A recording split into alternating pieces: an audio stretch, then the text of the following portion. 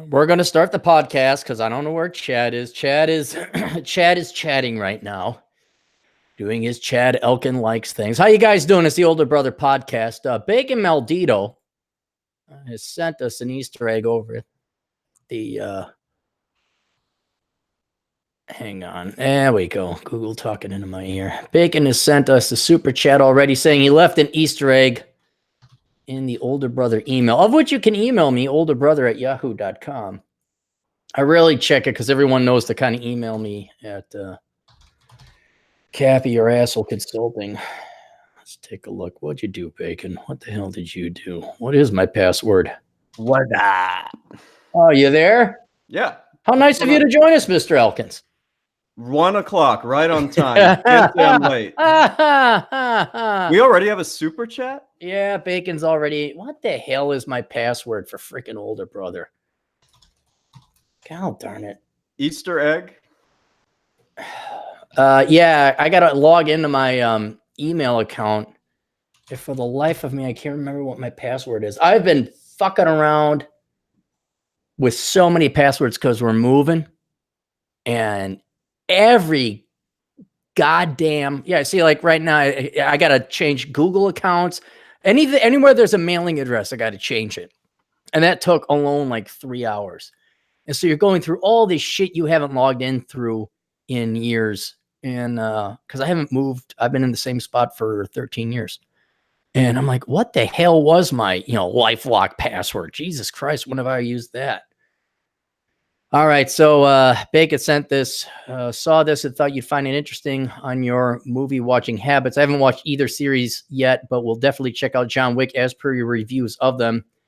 And it's an Instagram shot. It's got Thanos. He goes, snap. Oh, What?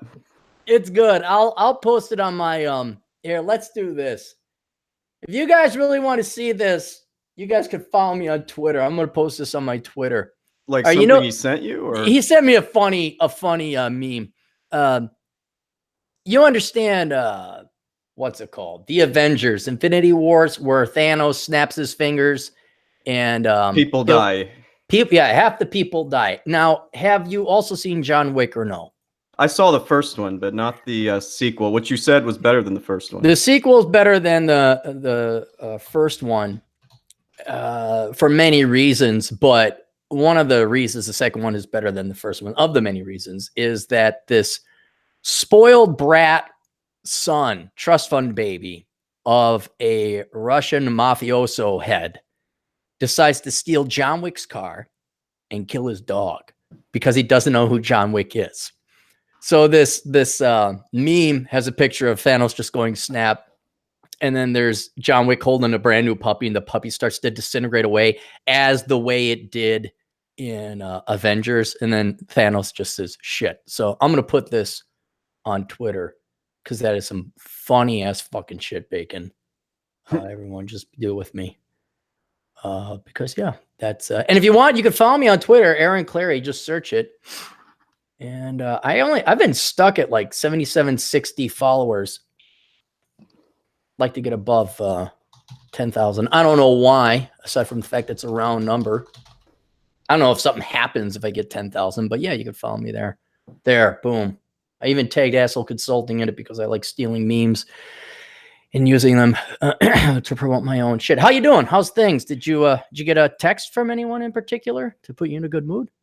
Yeah. First of all, thank you for sending me that block text minutes before I come on here. No, I'm actually having a good day so far, but I did want to rant about something, so I can either do it now or later. Please do. I got a smorgasbord rambling potpourri of shit we got to go through.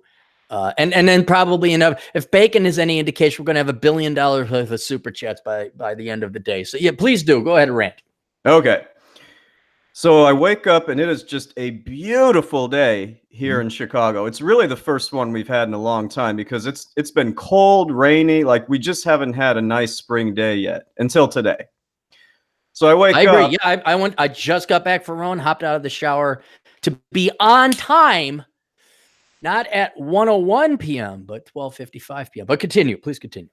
So, okay, so I knew I was going to go jogging before we did this, and I was all excited. I wanted to go to my favorite park, which has a track, because I wanted to check my time, make sure I can do my 5 miler in the time I would like to do. Mm-hmm. So I'm all excited to do that. Now, let me flip the script on you a little bit. What do you think is the one thing that can always ruin any experience? Work. Ooh, I think more what you tend to rank. Well, no, I mean, I'm just thinking okay, so you're saying you're out having a good day already. You're already out running. I'm about to, yeah. You're about to go run. I would say then work interrupts. Something has to happen. So am I right? Am I even in the ballpark? No, you're not. Like what? Oh, okay. What is the one thing? It's the most important thing in our lives, but it also has the ability to drive us absolutely insane. Mom called you. No, I'm talking about, I'll just tell you, random people, just people in general. Oh, random people. Okay. Random people. All right. All right. So I'm all excited to go to the park, and it's this big park with a track that goes around it, and each lap is like 0.2 miles. So I know what I'm measuring, and I'm timing myself. So what do you think happens when I go there? They have an event. Not even that. God, I'm striking out here. No, but I don't think you have to deal with these types of problems. So it's no big deal that you're missing these, because I only have to deal with this crap. Homeless? That's one of them. Yeah, we'll start there. That's a good start. So like I was saying, it's the nicest day here. And what do people tend to do when it's a nice day? Well, they're going to go outside, right? Because we haven't gotten to do that much here. So I'm all excited to go start my run, and the track is full of, there's homeless people, there's people pushing strollers in the middle of the running lanes, there's people with dogs like stretched out throughout the entire lane. There's only like 3 running lanes there, and it's just people walking in these circles, just blocking everything. So, okay, if the goal was to go and enjoy the day, gosh, my geography of Chicago is a little dated.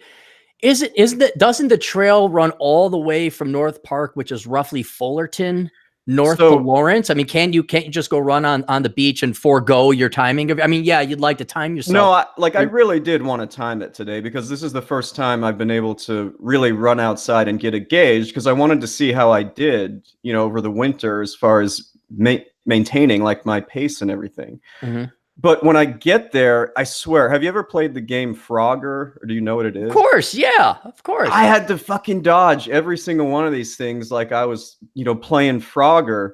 And I hate to say it, but it did ruin the experience for me a little bit, because every time somebody would leave the track, like I'm having this great run, another person would walk right in there and really ruin the flow. Oh, yeah, no, by that time I would have ditched it and gone to the beach and ran the trail. But no, I totally sympathize with you. My favorite place to run in the Twin Cities, I drove you around. Remember Lake of the Isles and Lake Calhoun? Yeah, nice. It seemed like a nice place. At Sebastian Joe's Ice Cream, where you did indeed get the best ice cream ever, correct? Pavarotti, yes. Yeah. And even though Matt Baldoni is falsely informed about Handel's being the best ice cream in the world, that's forgivable, because he is biased. He is biased towards Las Vegas. He did get the Pavarotti, right? He did. And deep down inside, he knows it's better. Oh, you should have seen it when he had the chocolate amaretto. You didn't get chocolate amaretto, but his eyes lit up. It's like when you feed a puppy dog ice cream for the first time, it's like, whoa, yeah, human food. Holy shit. It was like that. You could see he was happy. And I said, well, no, it's all downhill from here, because that's Minnesota. It's nothing beats this. This is the pinnacle. This is the peak. I will, as much as I love Lake of the Isles, Lake Calhoun, and I'm getting older, I have noticed how people, predominantly in the form of traffic, but slow people who get in my way, in your case, the Frogger, and dealing with bums and people running, there's a lot to be said for no one being in your way, be it foot traffic, slow lines.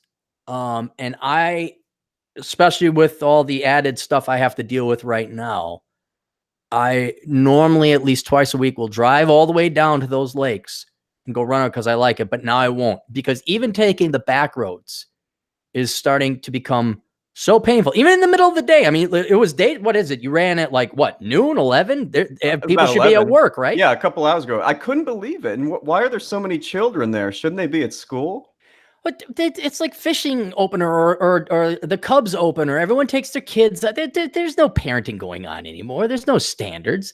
My point is that they're running into people who are going to slow you down, be it in a grocery store line, a Chipotle line, traffic line, running around the lakes, in your case, running around that park. You really got to move yourself out of that because it will ruin your day. And even though the GF works in a different area and I got to commute out there if I want to see her, I've stopped visiting her because of the traffic. Because then I see her, I'm in a pissed off mood. I'm not making her happy, stressing us both out. And then I got to haul ass all the way back to the WBL. It's not worth it. And so I think older people are getting wise and hip. Older people are always wiser, and we always mock, oh, they're going down to Florida. Oh, they're going down to Phoenix. Like, yeah, they're fucking going down to Florida. They're going down to Phoenix. Maybe we ought to follow suit, a decade or two ahead of schedule. There's a lot to be said for not having to deal with traffic of any kind. And so I cannot wait till I have my new Northern Command set up in South Dakota. South Dakota, yeah. Because I know it sounds so petty and stupid. You think, what's the greatest thing about South Dakota? And it's hard to say, but I would say the hiking. I personally like the hiking. That would be my favorite thing. Then very close would be motorcycle riding. Very close to that would be fossil hunting and agate hunting. And then very close to that would be shooting guns. But by God, if the lack of traffic and the lack of stress and bullshit doesn't keep creeping up in those rankings, because it just is so much more stress-free. Like today, I was going to go down to the lakes. I'm like, I should be able to make it there and back in time for this. And I'm like, no, I'm not going to stress myself up dealing with traffic and I might be late. It's a hard 1 o'clock, as some people may or may not appreciate.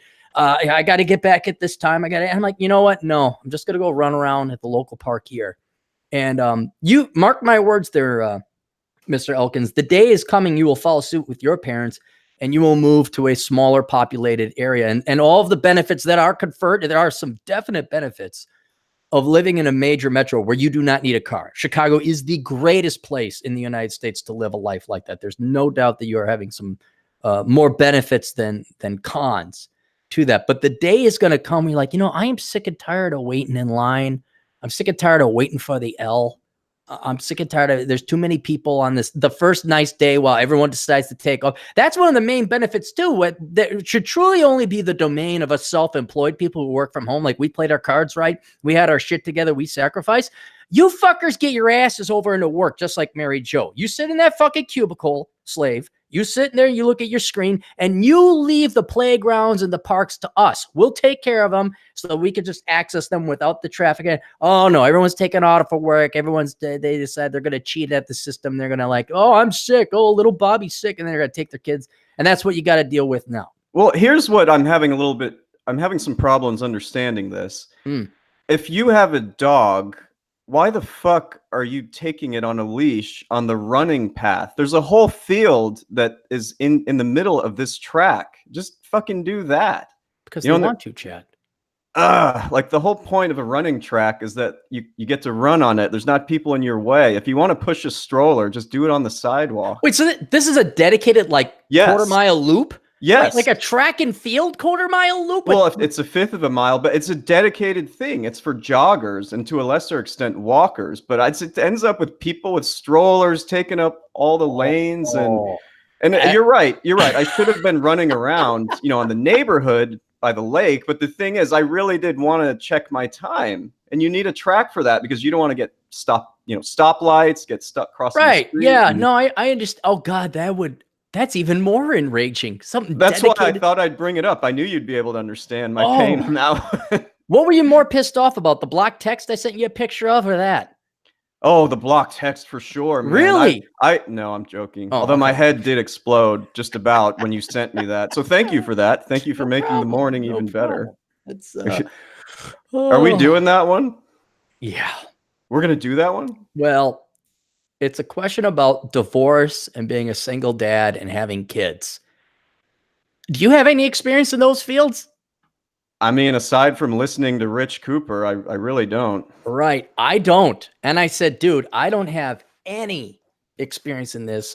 I mean, I've seen my old man get divorced, like 60 times because, baby boomer's going to baby boom. But wait, do your folks, are they considered baby boomers, or do they have to hand in their baby boomer card because they stayed married and kept their shit together? Actually, believe it or not, by a couple of years, they both made it to where they're the generation before baby boomers. I don't even know what that's called. They're silent generation. Isn't that what we sort of are too with Generation X? Yeah, I guess we're sort of, now we're Generation X. I don't know. I mean, maybe we are a silent generation because we weren't that big. I don't know. I get a kick out of how a lot of the media just now skips over. It's just baby boomers and millennials. And it's like, yeah, fuck Gen X. Nothing happened there. It's, yeah, then they're the silent generation. So they are not the baby boomers. God bless them. That's why. So, all right. They don't have to turn in their baby boomer card then. Yeah. That's what I was told. Like, my dad's very clear. No, I'm not a baby boomer. So he was like, I got all these millennials. Like, oh, wait, what's the cutoff? I'm like, dude, you're a millennial. No, I don't want to be. But by the way, millennials, you can have me go through and I can ordain you an official member of Gen X. It's like John the Baptist, but I put on my Gen X. Yeah, the Gen X hat. Whatever. I'm the Pope of Gen X. I got my Gen X gold chain like Flava Flav, except it's got a big silver X on it. I can ordain you an official member of Gen X. And I even mailed the guy a certificate. I went up. Well, it's kind of cool. Like, yeah, okay, I'll give this kid. So I give him an official certificate that he's a member of Generation X. And I thought, he gets some more takers on that. I guess nobody wants to be part of Gen X. I mean, it's better to be part of Gen X than be a millennial, right? No offense. Dude, it's better to be part of the Nazi party, as far as I'm concerned, than being a millennial, for Christ's sake. Jesus Christ. I mean, at least the Nazis had some organization, but we'll talk about millennials later. But we got a big backlog of super chats. All right, let's go through. I have 3 observations. I would like an independent third party. My observations of Cappy that we'll get to, but let's get through the super chats. Do these first? Okay. Yeah, let's do that first so we don't get too far behind. So Ahmed Khan, who has given us chats before. Remember Ahmed? Yep. He says, Aaron, when did you realize that STEM is better than finance? When I saw all my friends getting jobs right out of college, and I was just I had a wall of rejection letters. You can ask any of my old friends. I had an entire wall. I thought, I'm going to show them. And I just saved all my rejection letters so that down the road, when I became some big, super awesome economist, I could tell them that they were wrong. Little did I realize that no one would give a shit, or that these people would not be working at these firms 20 years on. What confuses me about, I'm really confused to hear that. You know why? Well, because I graduated from the Carlson School of Business or Management. See, they're growing leaders, Chad. It's not business. They're really more managers and leaders. You see, they're experts in the field of leadership, which can be taught, but only if you take one of their $10,000 weekend seminars, because Lord knows a bunch of Scandahoovian fucktarded morons posing as professors at the Carlson School of Management, who've never actually worked in the real world. Only they truly know what leadership is and can boil it down into digestible and studyable segments and components to make you a leader. And they'll give you a nice little certificate for it too. I just wish I'd gone there. I probably would be way further along. You'd be so further ahead. No, the way I knew is that I graduated number 5 in my class. I had a 3.96. I had the perfect resume. I graduated 6 months early, blah, blah, blah, blah. And how hard it was to just get. I think another thing was when Dane Rauscher, which is no longer, that was like Minneapolis's premier investment bank. They're bought out by Royal Bank of Canada. And there, among others, Piper Jaffray, some other prestigious finance firms, you could see them. You could be standing in the Carlson School of Management. You look out any western window, you could see downtown Minneapolis across Highway 35W, and there'd be these companies. And you think, well, how come none of the recruiters are coming here? Well, it turns out none of those finance companies would hire from the Carlson School. They would only hire from Yale, Harvard, Chicago, Wharton, that kind of thing. You can't be serious. Carlson School is better than all of those. Combined times 3. Yeah. I mean, don't they know that the Carlson School of Management only uses Minnesota companies as their case studies?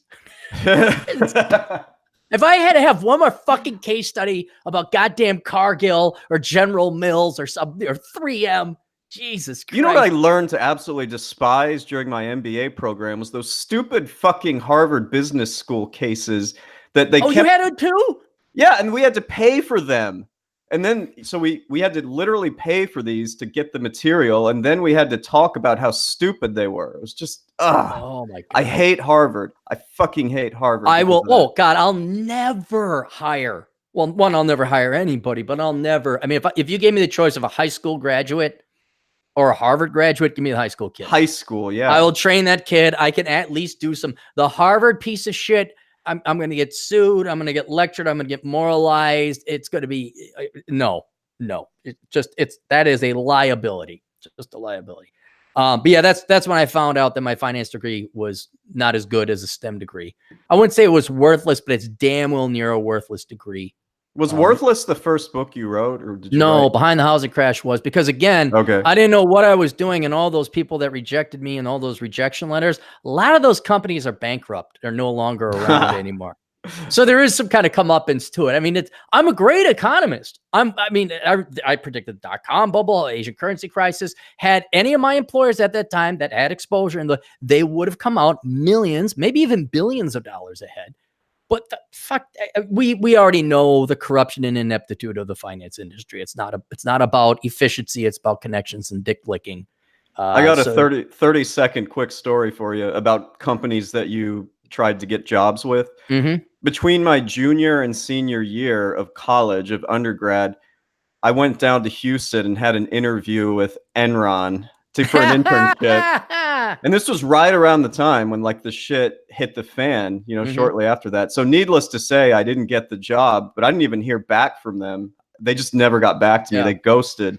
I'll one up you on this. Their local office was in the Landmark building before they went bankrupt. Anderson Consulting and Arthur Anderson. So they're in the same thing. And I remember fresh out of college, couldn't find a job, so I ended up working security, worked downtown, and I'm sitting there as a security guard at Anderson Consulting.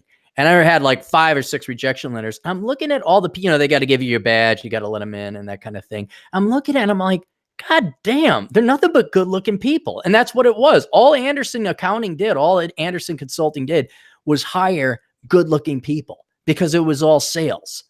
That's all it was. Well, they used to be a big 5, remember? It used to be, yeah, but they were incompetent. They got greedy. Enron brought them down. They're the ones that were cooking the books for them. Yeah, they were. And then all of a sudden they went toodles. So I should have saved all my rejection letters from Anderson Consulting and Accounting, as well as Lehman Brothers. Oh yeah, Lehman Brothers. And Lehman Brothers. And because the first book I wrote, it took months to write it and predict everything, so before the crash happened, I had been writing it for months in advance. The day I published it? When? Same day Lehman Brothers filed for bankruptcy. So it was in 2008 or 9? 2008. Yep. Yeah. Yep. So it was pretty ballsy for me to write I'm not bragging. I'm telling you the damn truth. Do you know how ballsy it is to write a book and put that much dedication and effort you want to see a ton of data and research, go get that book, to predict a crash that had yet to happen? That's pretty good, because the only books, we do tax books, which don't really do anything that predicts anything. So I'm damn good at what I do, but that is not what you are hired for. You are hired to, or now more modernly. All right, next super chat. The next is from our dear friend. It's like, who do you think has the next chat? Well, it's either going to be Nick or Atham. Is Atham awake? Chaparrito, he is awake. Oh, okay. El Chaparrito. Well, no, he's El Grande, isn't he? We're the Chaparrito. Yeah, El Grande. For $2, Atham says, I can't find fulfillment in my job. What do I do? Millennials. I got to come up with a list of 5 questions that are ranked like, how do I get the girls? Like the questions I have to keep answering because no one's listening. Although I guess that would cut into my income. But I keep getting this question like, my job sucks. And this is beyond my job sucks. Like this guy was actually kind of depressed because his job is not rewarding. And maybe I gotta write a book or something. So I'm a little bit more formal to break through the haze. Because even I was this way You know, everyone's been brainwashed to believe that their job is supposed to be rewarding and the most important thing ever. That's how everyone was brainwashed. But if you can realize that a job is for what, Chad? Chad, do you go to your office, your cool Humphrey Bogart detective CPA office? Do you go there because it is fun and rewarding? During my off season, it can be, but to give you the real answer, no, I don't go there to have fun. Why do you go to that office, Chad? Because that's where I have to meet certain people, not all my clients, but some of my clients. Yes, Yeah. but what is the ultimate reason you go there? Why am I here now? Why are you here now? Why do I do podcasts? Why do I write? It's for money. Although I happen Money. to really enjoy this. Okay, all right. Some things can be good. We're in the very fortunate few. But for the vast majority of the hours I have slaved away, it has not been fun. It has not been rewarding, and it never will. Even if you're an engineer, you know what engineers do most of the time? They're just sitting there coming up with plans. They're just sitting there program the same shit. Guys, all of it sucks. And the sooner you realize that your job is, its sole purpose is to make you as much money as possible for that amount of time you have sacrificed and you will never get back in your finality. The sooner you realize it is merely an exchange of fucking time for money, the sooner you will give up on this bullshit that it's supposed to be rewarding. And when you become more mercenary and Machiavellian in your approach to, I need to extract as much money out of this exchange for my finite time, then you're going to start having not only more financial success, but you're going to stop taxing and worrying yourself. I would hate to be a modern day young woman today who actually believes and swallows whole that not only is work supposed to be fun, but it's their number one point and purpose in living. I can't. It's like slavery is the number one thing I should derive happiness and joy from. So, I mean, guys, at least you're less prone to brainwashing, and the handful of women that are listening, of course, you are independent minded. You are truly the right of the bell distribution curve when it comes to independent thinking women. Guys, stop looking to your fucking job for fucking happiness. It's just a place to make some fucking money. And then if you want to be happy, go out and play. I'd say that's a pretty fair thing to say. Yeah. It's accurate. That's, I don't know. So, that's why Atham meant that. He saw the preview. And he's just kidding. Yeah. So. I know. Ask Atham how exciting it is washing windows. I bet you that is a pivotal moment in life. Alrighty. So Stephen Ochoa for $2 asks, what's your best 5K time, Chad? Man, it was definitely a few years. I was definitely when I was younger. I'm not as good at running as I am now. I think it was probably about a 7-minute per mile pace for the 5K. So probably like 21 something. Yeah. The best I ever got, I mean, we're talking when I was running 11 miles a day. These were the dark days, as I got 3 miles under 20 minutes, like 1950 something. Yeah, that's pretty good. And I was exhausted. And even though I was in really great shape, I was exhausted. That's a mean mile. That's a mean pace you're doing if you can get it under 5K in under 21 minutes. I mean, it's a great question because I was trying to time myself today, but you already heard about what happened. So what about, can you just download that like running app on your phone and it'll track it for you? Well, I don't run with my phone. Like I don't like keeping that on me. So I have this this MP3 player where I can listen to music and it will time the run for me. All right. So I really like that, but I'm just going to have to do it like some other day because today didn't work, as you heard me rant about earlier. Yeah. I'm just saying a cheap out would be grab your phone, put it in your back pocket, download that app and hit start and it'll track it. No, I've tried that. I just really hate, I have one of these, it's not like that big, but it's annoying to run with. Well, for small guys like us, that's practically the size of, candy bar. Plywood. Yeah, it's a huge ass thing. For Atham, that's nothing. That's like a little twig. Us chaparritos, that's like carrying a piece of plywood around. You ever see those people that like strap it to their arm when they go running? Yeah. No, I'm all dude. I don't think I haven't looked into that stuff. I put things in my back pocket. I gotta put a belt on so my pants don't fall down when I run with that big honking brick in the back there. But yeah, I'm willing to suffer with the phone when I go running. It doesn't really bother me that much. Yeah. So my answer is around 21 minutes for the 5K. Yeah. Not bad at all. Now Bacon bacon for $5.56 says, Angry Bacon's Law. Anything that can get in the way of progress will get in the way of progress. Similar to Murphy's Law, but far more rage-inducing. I certainly felt that way, a couple hours ago.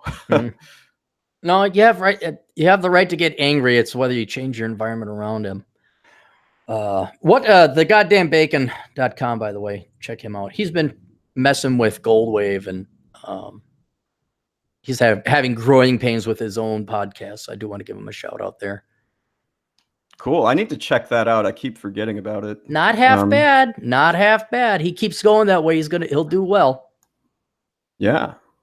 I believe we are caught up now that we're caught up. Cool. All right, good. All right. Observations of Cappy. Are you ready for observations of Cappy? I am ready. Let me just get ready. Get prepared. Ready. Okay, here we go. How old was your dad when he had you? Do you remember how old he was when he had you? 35. 35. Okay, and you are in your you're older than that now, right? Oh yeah, I'm older than that now. I just had this observation because my stepdad's birthday, he had his 80th birthday. Mom married older. And it dawned on me like, holy cow, he married my mom when I was his age. And so he took on 3 kids, and then I did the math. I looked at my dad, my dad, 29, I'm 44. So by the time my dad was my age, I was 15. And I sat and I thought about it. I'm like, that would be like me having a 15-year-old right now. Wow. Could you? Yeah, exactly. Imagine that. How many siblings do you have? And are you the oldest? I'm the oldest because I'm the most successful. I'm the smartest. I'm not fucking joking. No, dude, you want Aaron, you need an army to take over. What's your number one trait? They're all the oldest in the family. Well, I'm the youngest. Give us a little credit. I'm just saying correlate. I'm not saying there aren't great young. I'm not saying there aren't bad older people. I'm just saying if I got to have one variable, Aaron, who do you want on your team? You get one choice. I want the oldest. I want the oldest of all the fucking families. That's it. You put us in command, and there will be the oldest, and then the slave class. That's what it will be. Yeah, that's true. I'll let my older sister handle all this stuff with my parents, in the coming years. Yeah, I got a younger brother and a younger sister, and they are one is successful, one is not. And, okay. I keep them out of it because they don't deserve, you keep people's private life private. But yeah, that's fair. Yeah.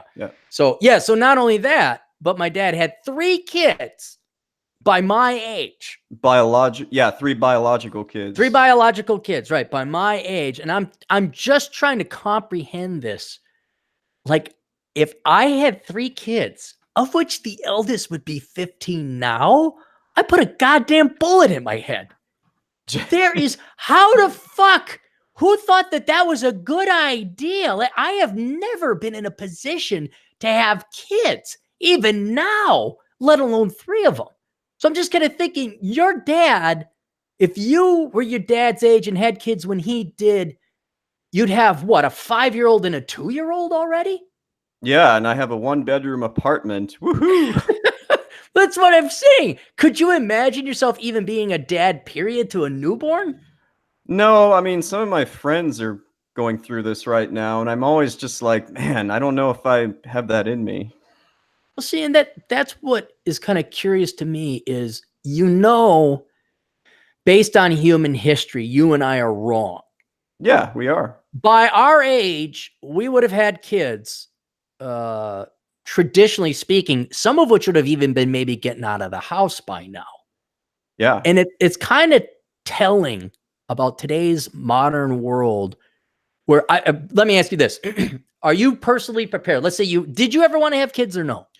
I was always going back and forth with it, but I mean, the older I get, I kind of feel like I don't really care that much. Okay. All right. At any point in your time, and you've had a relatively successful life, at any point in your time, did you think you were prepared to have a kid? No, some of that's on me though, because I was always living in really big cities where life is just expensive. Even Chicago, it's not as bad as the coastal cities, but it's not cheap here either, as you know. Right. But it's just been survival mode for the most part in my life. And I Well, would I'm with say you in the terms of you and I are entrepreneurs, and it takes a correct. really long time to get that up and running. So I'm with you on this. Until you're super successful with your own business, you know, you're not a cubicle monkey. It can be difficult to feel like you're prepared to have children. Mhm. But not once in my life. And and this is why I bring it up, I would argue, and this is the observation. I'd love to hear, let's do this. Guys, at any point in your life, did you think you were prepared to be a parent? If that's the case, hit 1.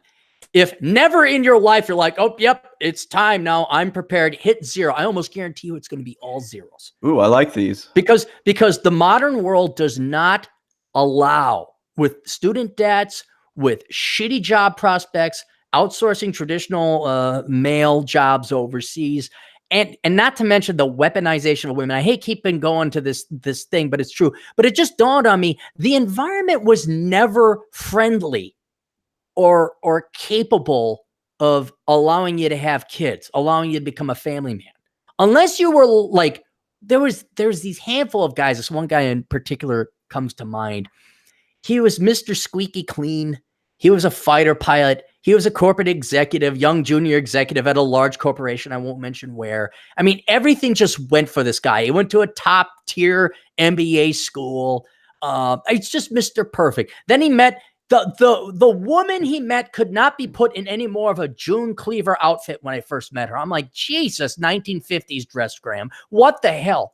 And then they got married. They met at church. I mean, it could not be any more scripted. I'm like, hey, that's one guy. For every one of those, there's, I'd say, 1,000 where it's like, damn, I finally paid off my student loans at 35. Just now, I'm kind of getting out of debt, and I got a job that has some stability. Oh, here comes the Great Recession. Never mind. There's never been a more hostile environment to family formation, especially for men to have kids. I don't know about women. I think women just spread their legs to have kids anyway, because apparently, that's a thing. 42% of kids are born out of wedlock. So why wait for the dad?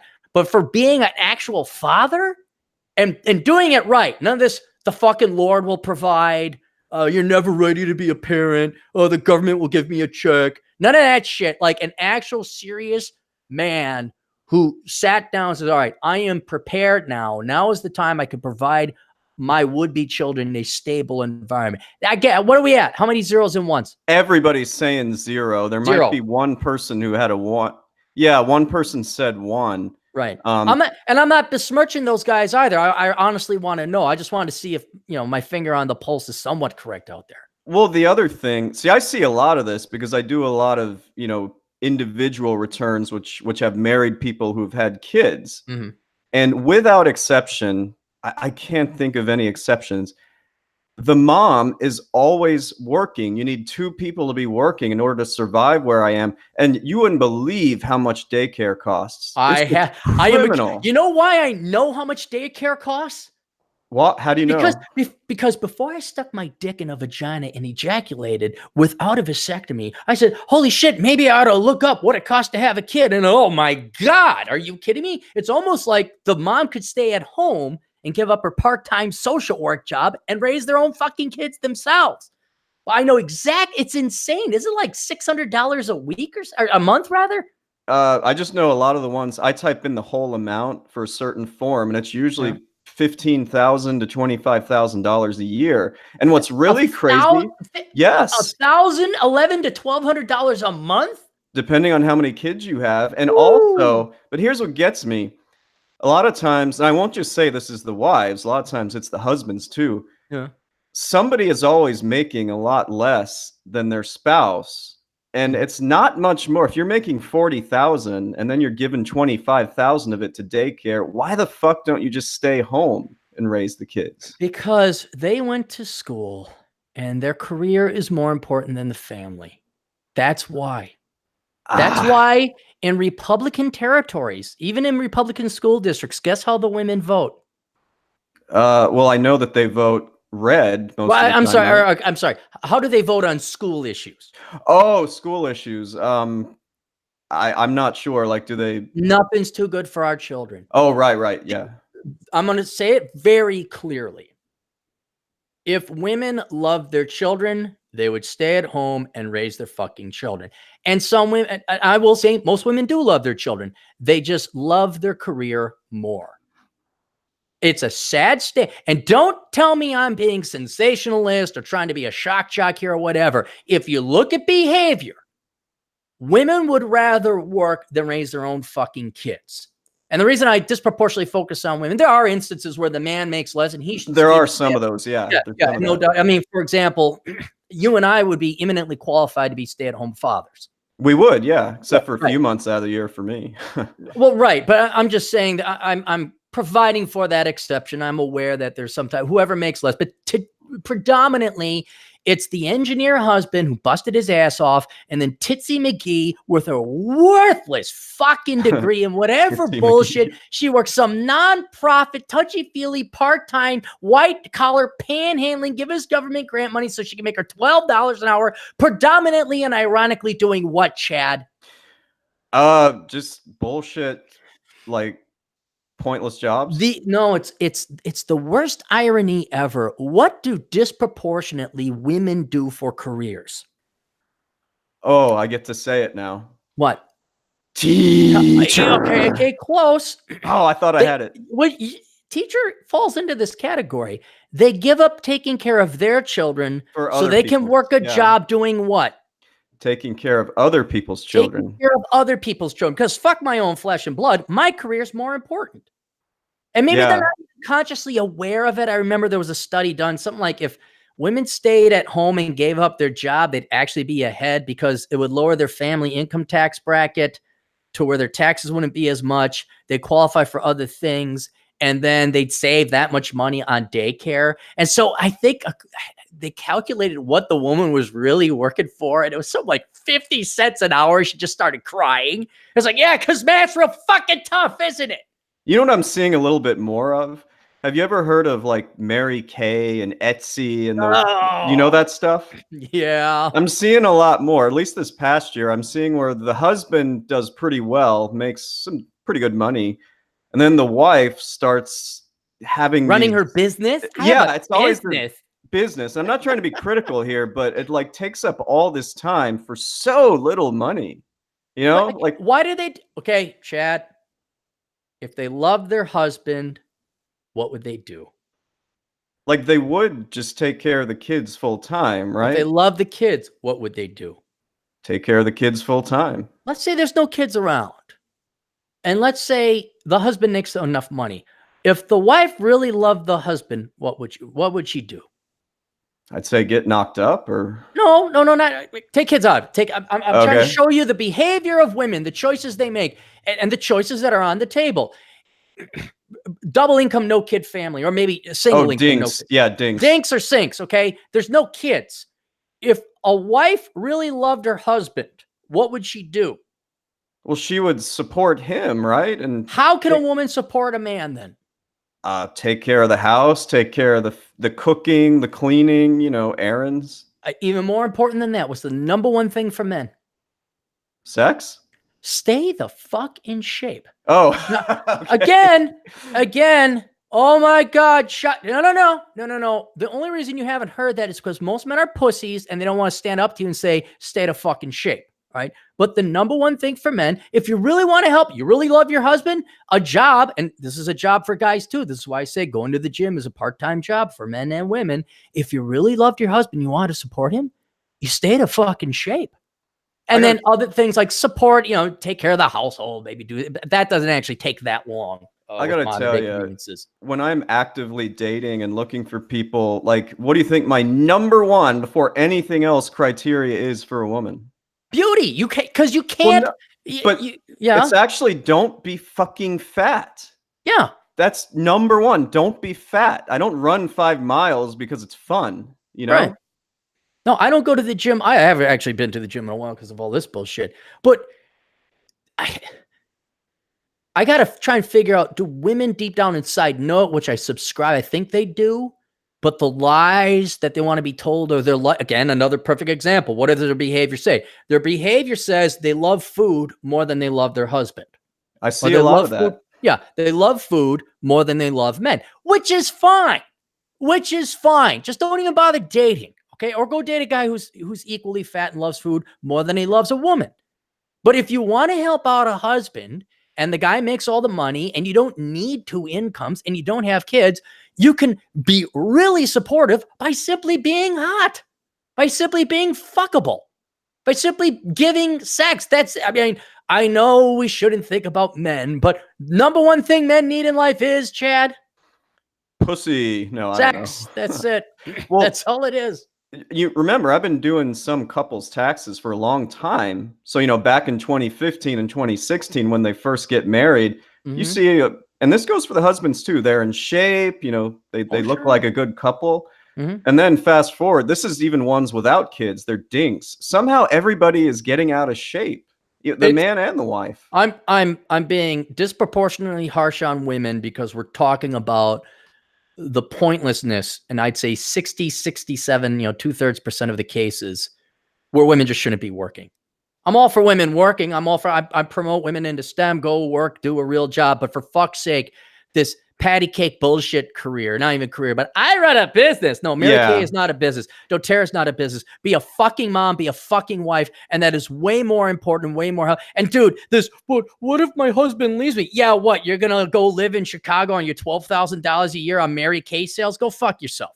That right? I have to say, that's the one instance where I just have to shake my head because I'm seeing more and more of these little side businesses that take up time and don't make any money. Again, but okay, let's test. Let's review. Why do they do that? Because they want some kind of career, or they want to avoid the things that they could do to support the husband. And ego satisfaction. They do it for themselves. Yeah. They do it for the ego satisfaction. That's all it is. Because think about this. How many of these gals, and they were lied to, I got to get a degree. So then they go get a degree. Follow your heart and the money will follow. They get some stupid worthless degree. They can't find a job except for some part-time thing. So now, instead of admit they're wrong and say, yeah, you're right, I should have majored in engineering or whatever, they're always going to try and squirm. They're always going to try and find the easy way out. So then you get some slick pyramid selling salesmen coming, hey, you could sell bottled water, and Bob made $10 million, and and by the way, ladies, you could call it a business. And dude, I've seen it too, where it's like, remember wine parties? They used to have. Oh yeah, that still exists. It's a thing now. Still, Let me just be fair. I just most of the time, yeah, it's wives that are doing this, but I do have some husbands that are doing pointless side businesses too, like when their wives are the breadwinners. Right. But it's predominantly women who do it, but regardless, the action is hypocrisy. If your wife is the doctor or the surgeon, and man, there's kids at home, fuck you. You know what your job is? Your job is to stay there and raise those goddamn kids. And by the way, Chad, guess who does the dishes in my household? The GF? No, you do, because I'm here. Yeah, that's why. Who does most of the housework? I was gonna say you, but you don't have any furniture right now. Well, not right now, but no. My point is, if you're going to work as a team, and if you actually love each other, you're going to, whoever's at home should probably take care of the home. Whoever's out making money with that's job, fair. That's fair. I mean, I'm not. My point is, this is not a sexist thing. No, you're right. Effectively, I'd say 80% of the cases, roughly, it's the woman who has some bullshit going on and is not taking care of the household. And 20% of the time, it's guys with their fucking latest. I know guys like that. The latest scheme, the latest scam. It's like, fuck you, and stop tapping into the family's IRA. Go get yourself a real job or take care of the kids. And I do want to say, the trend that I'm seeing, there's an uptick in it being husbands that are doing these pointless things. Really? Yeah. Since I started doing this a few years ago, it's been kind of a steady climb with that. I'm seeing a lot more successful women, wives, and their husbands. So I don't know what that means. Out of curiosity, what is the male equivalent like? Scotch testing or cigar sales? What do they do? A lot of times there's, multi-level marketing, like Amway, like that type of crap. Okay. You know what that is? Yeah, no, I know what it is. Yeah, sure. So that's always annoying when somebody says they're doing that. I got another person, I'm trying not to be too specific here, but there's a dog walker that doesn't make really much money, but his wife really brings in the bacon because she's like a doctor or a surgeon or something. Okay. Do they have kids? No, which they're both in their mid to late 30s. So I don't know what's going to happen there. Well, but yeah, okay. I mean, not to pry into their lives, but let's use this as an example. I know, I don't even know if you know this, but does he take care of the house? Does he take care of the car and the automobiles? I don't know. I Because don't you can't, know. I'll tell you this, housework doesn't take that long. You can't, if you have kids, that's a full-time job, being a stay-at-home parent and then a housekeeper as well. That is a full-time job, and that's how it used to be.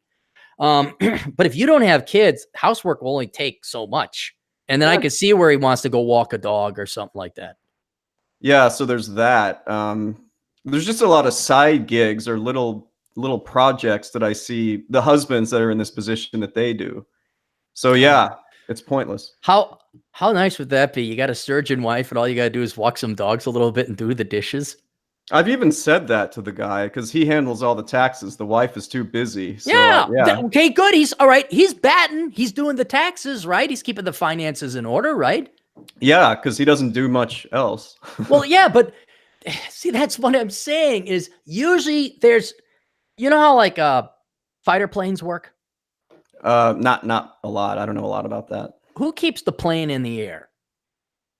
The pilot? No, the ground crew. Oh, The okay. ground crew. The Yeah. pilot practically doesn't matter. Hey, here's your joystick. Now, of course he matters. But no one realizes, everyone focuses on the fighter pilot.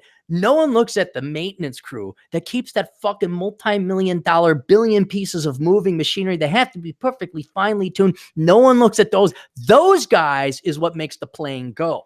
I got to do a quick plug here. I've been watching this show called Air Disasters for the past week or so, Yeah. where they recreate like plane crashes and show how they happen. Mm-hmm. There's dramatizations. I highly recommend that. It's really entertaining. Cool. So yeah. Well, anyway, my point is if you have double income, no kids, and you're both professionals making a lot of money, you can outsource the mundane shit, fine. If you got someone who's relatively unskilled, didn't major in the greatest thing, but then you have a all-star quarterback, all right, your job is to make it. You're the ground crew. You keep the household in order. You make it so that person can hop in that plane, go fly and kick some commie ass. Like right? the backstage people during a play. Absolutely. Yeah. Absolutely. They are just as important as the people on the stage themselves. But when you get this, well, I'm going to do Amway, I'm going to lie around, I'm going to bitch about this, and you have an all-star quarterback, male or female, who's the surgeon, who's the investment banker, who's the CPA, whatever, and they come back to a nagging fucking broad, and the place ain't taken care of, and you've gotten your nails done, but you haven't taken care of the kids are outsourced to a nanny, go fuck yourselves. Or how dare you go work some patty cake hobby job because you have a master's degree in public health instead of taking care of your goddamn children.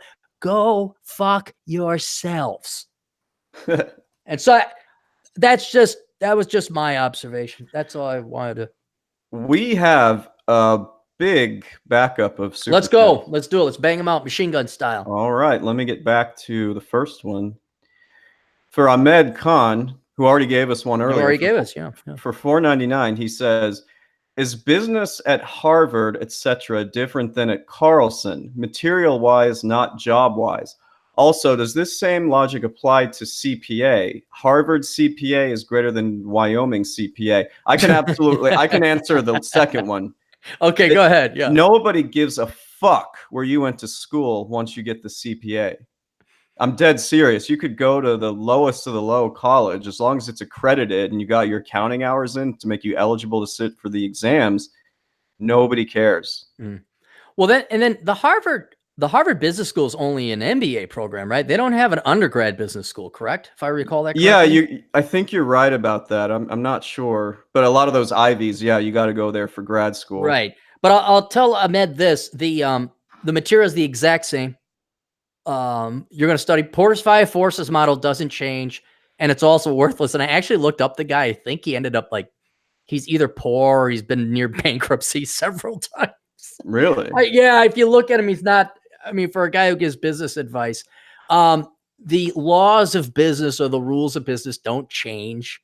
The only reason you go and get a Harvard MBA or a Chicago MBA or a Wharton MBA is because of the connections and the status. Yes, absolutely. That is it. The Carlson School of Management is just as good as the Harvard School of Business. It is. It's only that No one's ever fucking heard of the Carlson School, nor why the fuck would you? Well, And I love the Carlson School. well, I do too, because it's only the greatest, most splendiferous public college business school out there. You were But no, taking me there next time. do you want to go to the Carlson School? I want to see the 1970s architecture and, you know, Do see you want all to see the it? Dude, you want to know who their latest victim group is? Not like they're actually parasiting. You know what suckers they got now at the Carlson School? I saw the beginning of this before I left, but you know who they're really fucking over? I hate saying this. Is it Somalis? East Indians. Oh, because I Oh, know. they'll take anyone. I'm sure the Somalis, the little Mogadishu's right across the street. It's on the Right. same That's why I neighborhood. thought it was them. I'm sure they are getting a couple, unfortunately, the Somalis in there too. But man, but I'm talking foreign students. These poor East Indians fly all the way over from India. They're paying out-of-state tuition, 50 grand a year, whatever the fuck it is, some overpriced bullshit. And if you go to their website and look at the pictures, oh, the U of M and you Carlson School of motherfuckers, you lying to see, you're all for diversity bullshit. You want to suck the blood out of these minorities dry. You hate these people. You view them as nothing but money-making cows, and you fucking lie to them about, oh, we appreciate diversity. Yeah, Punjab, fly. Hey, have your family borrow from the local loan shark in New Delhi, and we'll put your daughter, your sister as collateral for servitude and sex slavery, and then send Punjab over here to go to the Carlson. Punjab. Look at all the pictures. It's all these sheep, these easy marks, these suckers from East India that are going there and paying Lord knows what for this worthless degree.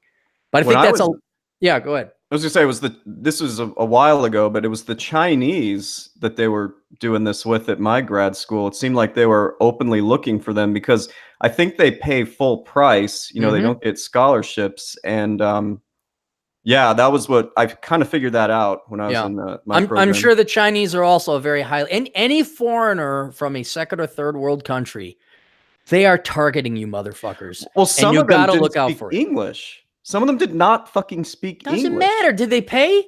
Heck, Yeah, half that's my all they cared professors about. didn't speak English. I had this one dipshit. I still don't know what corporate bond maturities mean, because he was such a horrible teacher. I'm like, what the fuck does that mean? Like beyond maturity of like, oh, it matures in 10 years. There's other calculations that goes into it. But yeah, they're scum. These business schools are scum. They're rackets. I agree. I will knock them every chance I get, and I went to one. You know what I would do if I was ever governor? I'd immediately investigate. And I'm saying, like, yeah, you guys aren't getting any funding. You better start producing results like Harvard. And until you do, you're now a private school. We're spinning you off. Well, I made the mistake of going to a private school for my MBA program, but it's got a great network for the city I ended up in. So I'll say that. Good. But that's the only reason. itself. Yeah. So to answer Ahmed's question, that's the only thing is network. That is the only reason you go to a school like that. Yeah. Okay. So before we do this next super chat, I have a question. You may ask. How much does a vasectomy cost?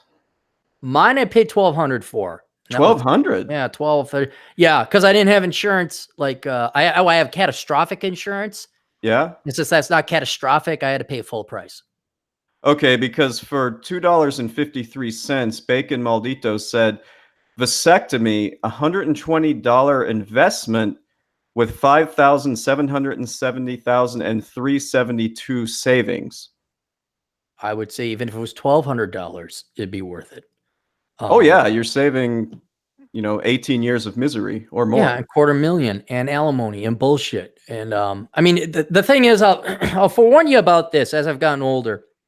The only thing to live for is other people.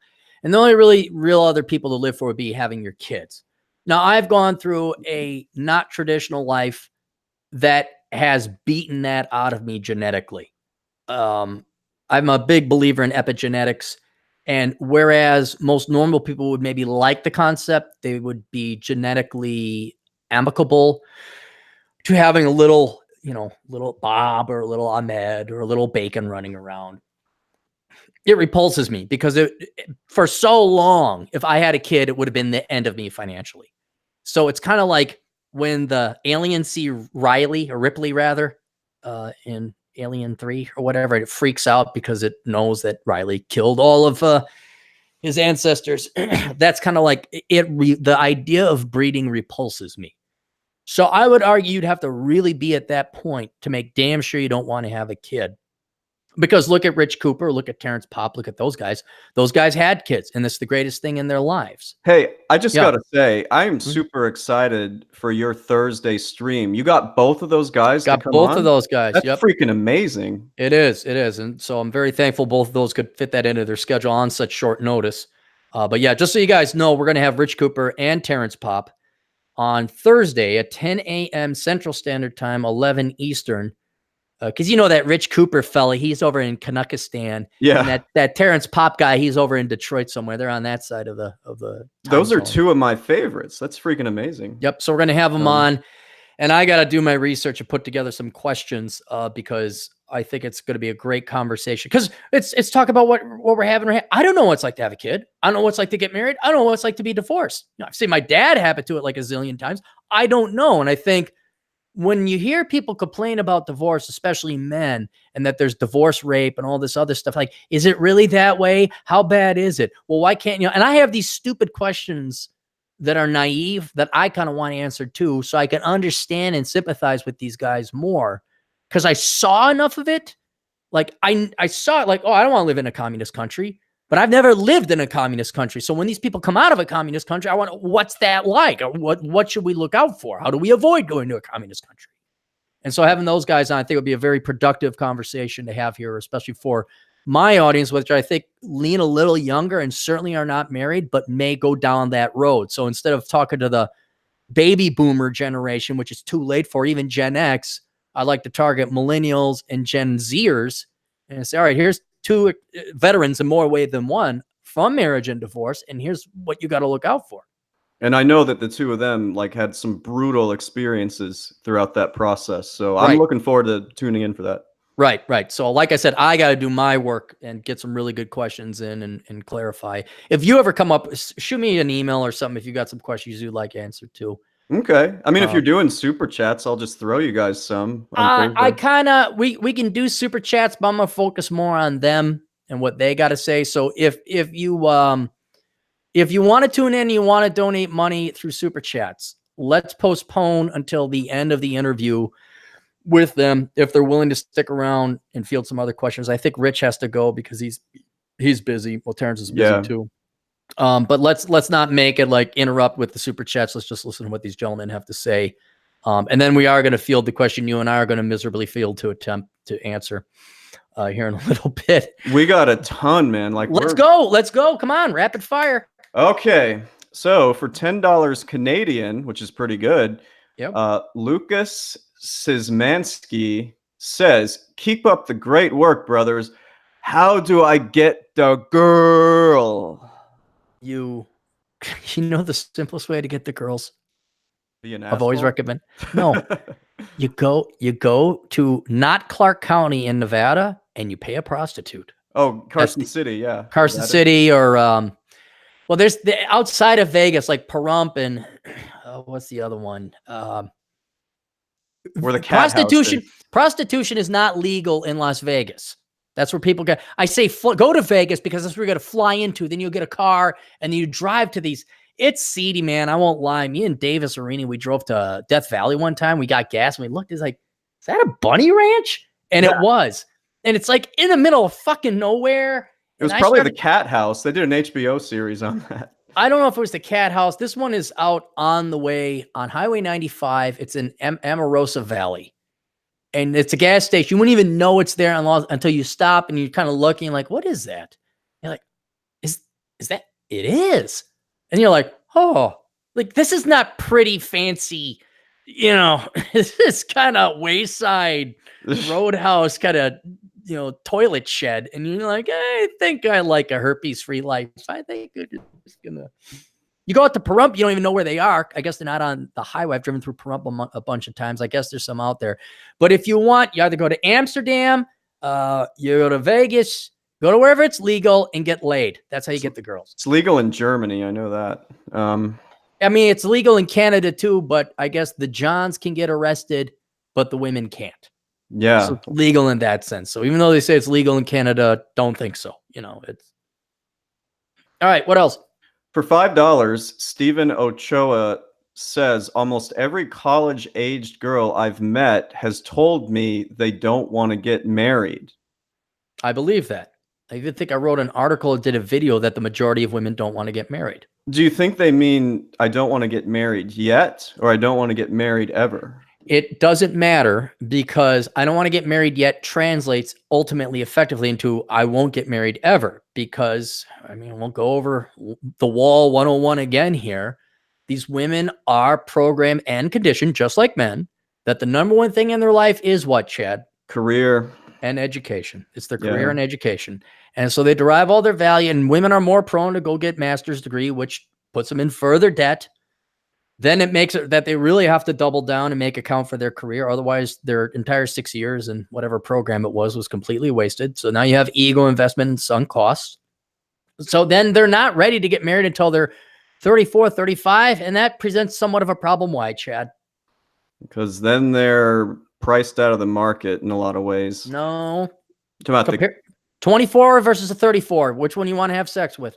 Oh, I see what you're saying. Yeah. And also, even if you do want to, like, that's too old to start having kids, right? It's 34? getting there. Yeah. Yeah. You're really risking it. Yeah. So and again, there's I don't know what we call this in economics, or you could even call it observational science. You can't really look at what people say. You almost never want to look at what people say or listen to what people say. Just what do they do?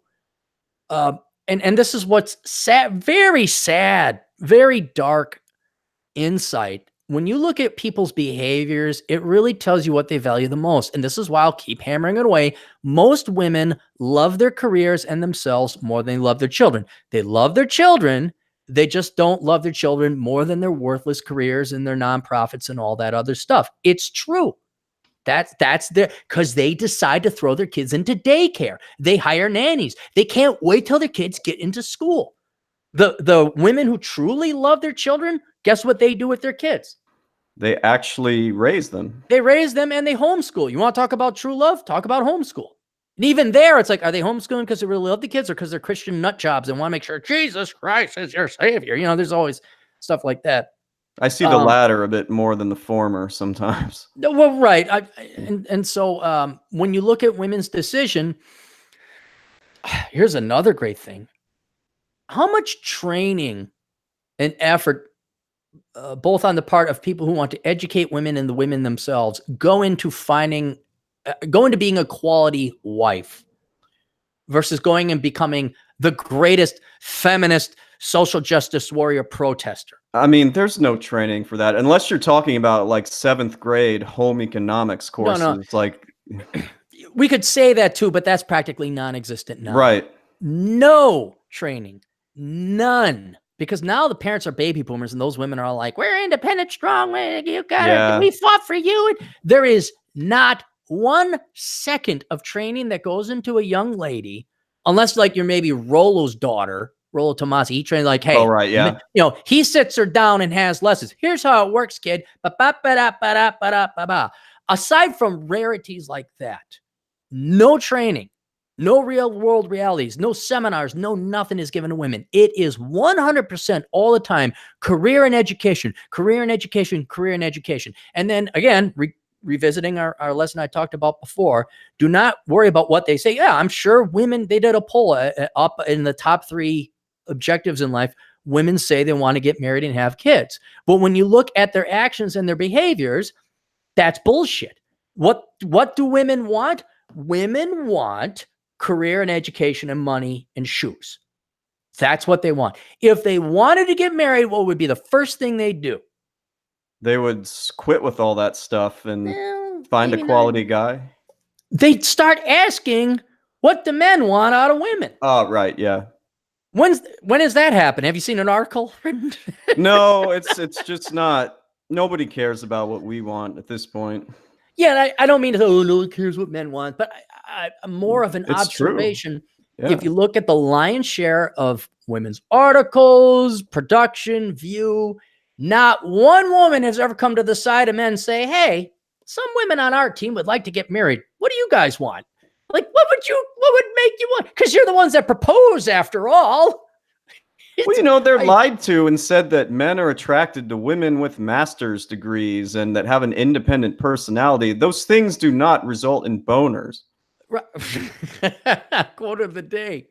No, it does. It doesn't. But we can argue what their ultimate underlying desires and secrets are. But effectively, what men get to deal with is women don't want to get married. That's true. Period. Right. I even wrote an article called "It's Not Your Job to Unpack Women's Desires." Everybody go read it. I got to jump in here, though, just because I see so much of this. They don't want to get married. That's what they say until they start to get into their late 30s and early 40s. And then they feel that they change their mind. They're like, oh, crap. But then they can't seem to get guys on their level to be interested in them because the guys want all the younger women. God, imagine that. Yeah, isn't that? I know you were alluding to this earlier, but I see so much of this with my clients and people I talk to. Too bad. I see. I've accepted this as a story and a movie that's coming to an end for our generation. Anyway, it's too late. Gen X will have a significantly high spinster population. Oh yeah. And there's no winners in this particular story, male or female. Men will be proven right because men have, I think, more aligned along the side of nature and reality, and women are the one who have bought the propaganda. But this, I've accepted. People still get upset. They're like, well, can't you believe what's going to happen? I'm like, whoa, I've accepted that fate. I don't care. All I care about really now in my life is whether I'm right or not. And I'm going to get that wish. No, seriously, it's a very, I don't know, Confucian, wise, humble man say kind of, you get the genie with the three wishes. Well, I want a chick with big tits. You know me? I'm like, I'd like contentment. I'd like serenity. And I would like knowledge that I was right. I want this stupid shit because I'm going to die anyway. It's this, the sun is setting on this chapter of a generation. And you said it right there. These women in their late 30s and early 40s, too late. The part, it's over. But I got to jump in with something. You know what? You know what blows my mind about what you just said? Somehow they end up being pickier. They're in that position, and they somehow are like, they're like, well, he has to make six figures, have his own place. It's like you are actually trying to get people to pay full price for that. It blows my mind. But that's how they've been. Look. The propaganda doesn't end when they leave college. It continues all around media, them. with social media, online internet websites like Exo Jane and L and this and that. You get your master's degree. You got the Democrat Party. You got the government. You got hashtags. It's a cacophony. Look, what they really are is not only are they 38, 39, 40 and demanding some kind of like this, and better have that. They're like Hans Gruber, and they're falling out of the Nakatomi Plaza, and they're still saying, I want this, and I want that, I want this, I want that. Like, you know what you should want, bitch? A parachute. Like any guy right now would pretty much fucking do. But again, that is faded. Hans Gruber manifesting himself as the modern day Gen X American woman spinster is falling. The battle's been done. John McClane and him have gone back and forth. Holly Gennaro's been saved. Carl's brother is dead. They shot Mr. Nakatomi or whatever his name. Mr. Takagi. Mr. Takagi. Mr. Takagi. You know what's funny? I saw him on an episode of Mission Impossible when he's way younger. I'm like, same Mr. guy. Takagi. And yeah, you see all these old actors when they were younger, and it's really kind of neat. I wanted to hang out with Argon, and I know that Marcus Brown is never going to understand any of these references. No, he won't. Well, too bad for him. But the movie is pretty much already over. Hans Gruber is falling, but Hans Gruber is so deluded and propagandized and brainwashed, he doesn't know that he's going to die. There's not, what do you want me to do? How can I save a woman who's 44? Can't. You can't. Yeah. Especially if they're going to come up to me with this list of delusional expectations and requirements. And you know what? I ain't got it in me no more, man. I expended my energy in my teens and 20s and even my early 30s. And now I'm just kind of like, yeah, you know what? Golfing sounds a lot nicer. Riding that bike sounds a lot. Changing oil sounds a lot nicer because the women aren't going to listen. They still have, before Hans Gruber hits the ground, they still got a lot of money. Matter of fact, that's all these women have is a lot of money or a lot of debts, but they have spending capacity. And man, those corporations are going to suck as much money out of them as they possibly can before Hans Gruber hits the ground. And they're going to, and why they're going to sell them lies. And they're going to go with those sweet lies instead of the harsh truth. Like, yeah, you're going to die. So I don't know. A life of delusion is better than the life of reality. It's just, you know, you're not getting your bearer bonds. Terribly sorry. You had your chance when you're 25. So. All righty. Well, somewhat related. All right. For $5, and I got to make sure I do this right. Steve Rose says, I want to be a teacher so I can help people. That's all he says. He's joking, but let me, I got an article. I did want to read this. You hear about this old, ugly, again, Hans Gruber. This is a 60-year-old woman. She's fat. Oh, there she is with all the other 60-year-old women. I'm going to link this to it in the chat. Oh, wait, I can't. Can I? I can't. No, link it to the group chat here. I want to see what you're. How do I do that? You just go to the thing. Can I the put tab this where in you here? and I. Yeah, you can do the one. All right, there you guys go. I think it showed up there. Just look at the video. It's just these are your Hans Grubers. Let's see. These are your fat, old, washed up American women that are overweight. This woman, well, I'll read it. In 2007, the federal government launched a debt forgiveness program for public servants, but it's widely criticized as confusing, even called misleading, a misleading failure. I love to teach. I went back to school mostly for what students could get out of it, touch their lives, said Debbie Baker. Debbie Baker is a lazy fuck. She doesn't want to work a real job. She borrowed more money than she could ever afford to pay back. She is a parasite. She didn't want to work. She said, I don't have to go over this a zillion times because we all know that teacher equals parasite. Baker is a 56-year-old mother of two and a career choir teacher. So she's not even teaching like chemistry or calculus. She's teaching bullshit. How many people get hired for choir? Are there a lot of job applicants for choir singer when you get out of high school? I'm going to guess not. No. Mother of two. Where's the husband? You think we're going to hear about a husband here? That never happens. She directs the educational program at a musical nonprofit called Sweet Adelines International in Tulsa. She graduated from the University of Tulsa in 1999 and faced a 20-year struggle to pay off her student loans. She graduated 20 years ago. So guess how much she owns now, Chad, because she hasn't paid it off, and she's a teacher who doesn't fucking understand compound interest because math is tough.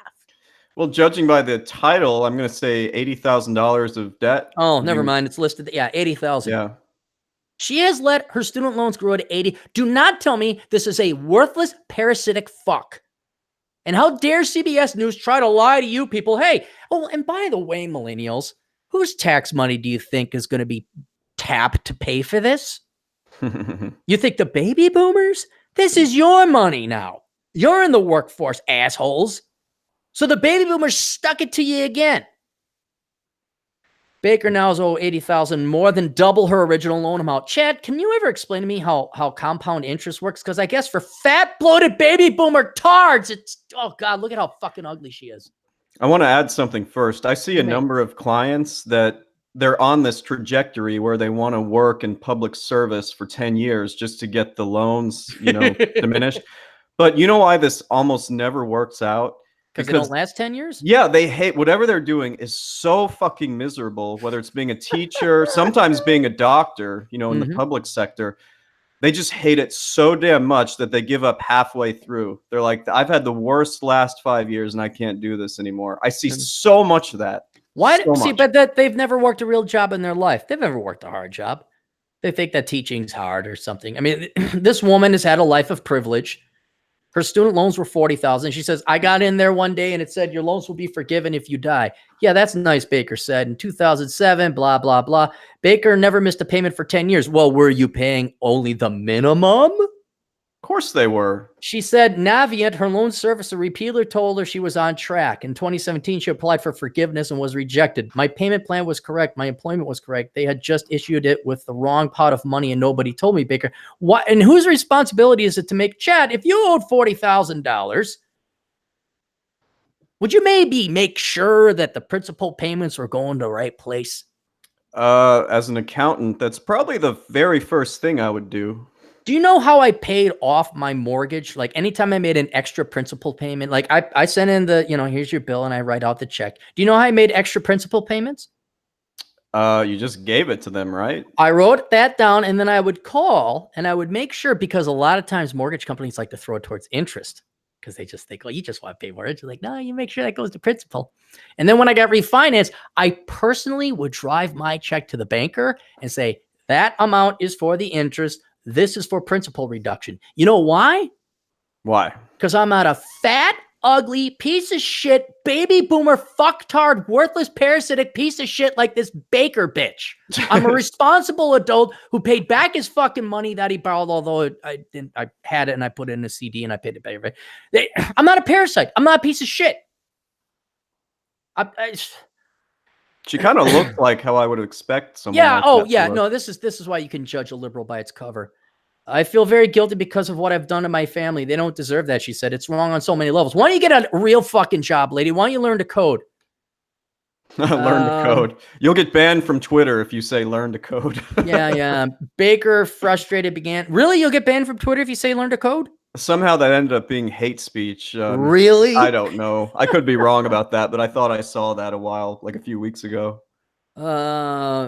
Baker restructured her loan and started over. She has 8.5 more years of payments to forgive it. What's it like having the taxpayer create a make-work government job for you, like choir teacher? God. Is she ever thankful for that? Like, she never had to, like, shovel shit, wire electricity, work in plumbing, dig a line. She never had to do anything, and it shows because she's a fat, ugly sow. I worked for the government during the first part of my career. I was with the IRS, DOJ tax court.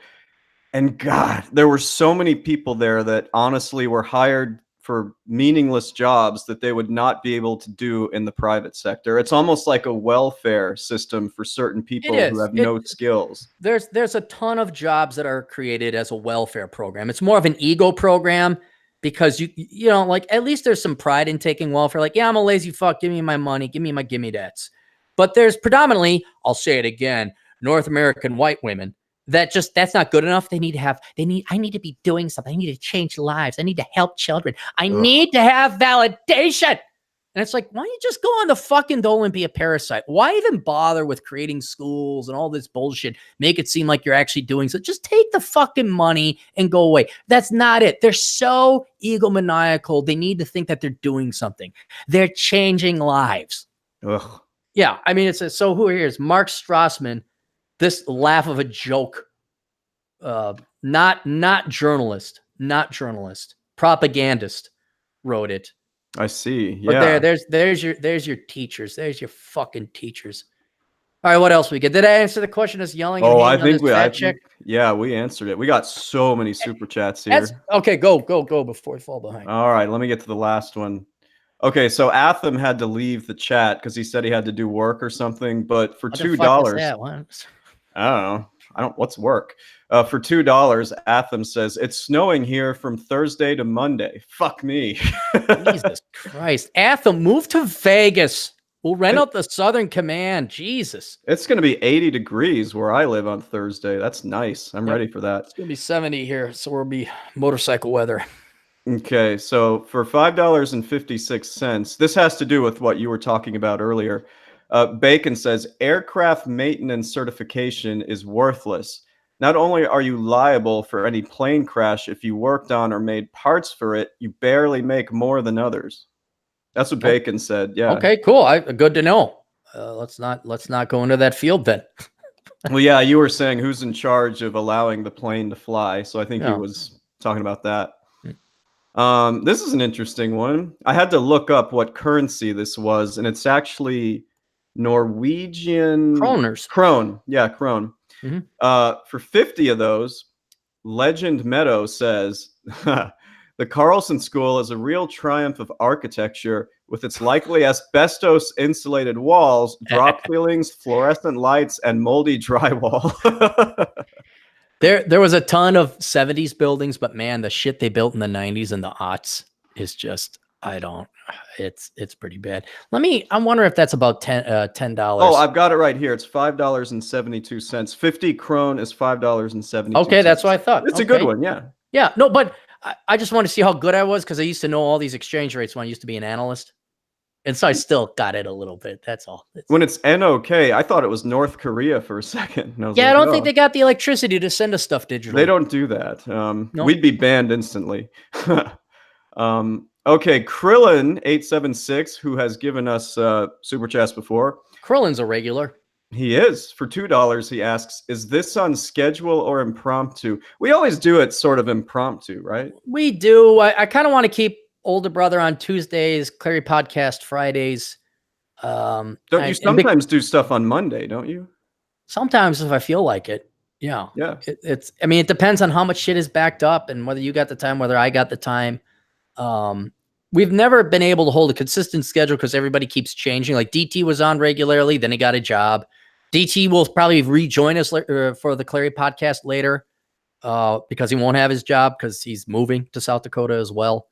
Wow. So it's all, it depends. Honestly, I'm pretty much always going to be able to do it until things pick up again in August or September, unless I'm traveling or something. Yeah, no, that's fine. Yeah, I pay you. We get you your super chads. My super chads, blood shekels, beer money. Hey, the day's coming, man. Don't you worry. The day we're going to be like that Killer Rappa 59 or whatever that guy's name was. We're making $100, $200 each super chat, and then I retire. I mean, if you don't count my disruptive run I did earlier, this is the most productive thing I'm going to do today. Yeah, scraping self-employed. This is the good side. Everyone sees this side of, so man, I wish I could be like Chad in there. Like you didn't see all the other shit we had to do. You also don't want to be like me the first 4 months out of the year. You don't want that. So. Yeah. Okay, Bacon again for $5.27. He says, funny enough, Wiccan one-night stand girl, career dog walker, and she's currently with an IT guy now, almost like a script. I'm guessing this is somebody he hooked up with. And right. Yeah. Yeah. That's how it works. A career dog walker. Well, okay. Today's phrase, what was it? Pee Wee's Herman, didn't he have the word of the day? Yeah, he did. Okay, our phrase of the day is called work avoidance. Work avoidance. Work avoidance. If you are a teacher, a choir teacher, or you are a dog walker who was a Wiccan priestess and now is dating the IT guy, it's all work avoidance. Right? Going on welfare is honorable work avoidance. Like, yep, I'm a parasite. Give me my money. Right? But then the fake work avoidance, the fake parasites, the egomaniacal ones, they got to act like they're doing it. There's your social workers. It's all work avoidance. I think that's a fair statement. It is a fair statement. Yeah. Oh, and then Chad, is Amway also work avoidance? I think it is the way they operate stuff. It's a pain in the ass to do taxes for that shit. Like put it on their 1040. If it's not a pain in the ass, then it's not real work. There we go. Yeah. It's work avoidance. All right, continue. All right. So Ahmed Khan again for $1.99 says, don't want kids, Cap. Sunshine, girlfriend, and guitar. And then he has a big smiley face. There you go. Then maybe go get a vasectomy. That might be worthwhile then. Yeah. What we should I'll be curious about that later on, but we won't do it now. Like about the process of getting a vasectomy. But you lie down, they numb you up on your nuts, then they give you an injection, and then you feel some snipping and tugging, and they say, okay, you're good to go. And then you sit on some frozen peas for a couple days. Well, my main question is, because you probably got it when you were a little bit younger, so I want to know. When I was older, yeah, I'm not getting it in the future. So I'm wondering, do they try to talk you out of it? Are they like, are you sure you want to do this? Or? Never had that. I know a lot of people have had some horror stories. I'm like, okay, well then fucking go find another doctor then, I guess. That's one thing. But I think these people, yes, sir, no problem. and I didn't have that problem. Nope. They said, okay. I think they knew who I was. They're like, yeah, you don't want to breed, and we don't want you breeding either. You're Aaron Clary. Get the fuck out of here. I know Marcus had it a little bit like I was saying. They're like, well, we're going to give you another 6 months. Like, they wouldn't do it. They were like, we need to make sure you don't want it. And then, yeah, it's crazy. I would probably get in the doctor's face by that. Look, guys, you can get into authority figures' faces, all right? Because the doctor is no different than the McDonald's person serving you. That you're paying that person the money to do what you want them to do. You say, Doc, you're going to fucking do it now. And if you got issues with it, I'll go find another fucking doctor. Now, do you want to do it? Yes or no? You know, this is cash. You don't have to do fucking insurance. Now, are you going to listen to me like I'm a fucking adult, or do I got to sit here and patty cake with you all the time? I mean, people fire me all the time. You know, they get in my face and fire me, and then they go to H&R and they're paying twice as much for half the results. Yeah. All right. Yeah. Keep her going. Okay. Fernando Covet for $4.99. I think this is about teachers. The initial pay here is $55,000, but half of the teachers leave in the first year. It'd be worse if those kids were homeschooled. I'm not sure what he's saying there. Well, anyway, he was just talking about teachers. 55. What does he live in a very expensive? Because 55 sounds like an honorable salary starting. That's more than way more than Chicago public schools will start you out at. Oh, maybe he's in a different part of town. Yeah, probably. Sounds like you could live off of that, and it's 9 months work.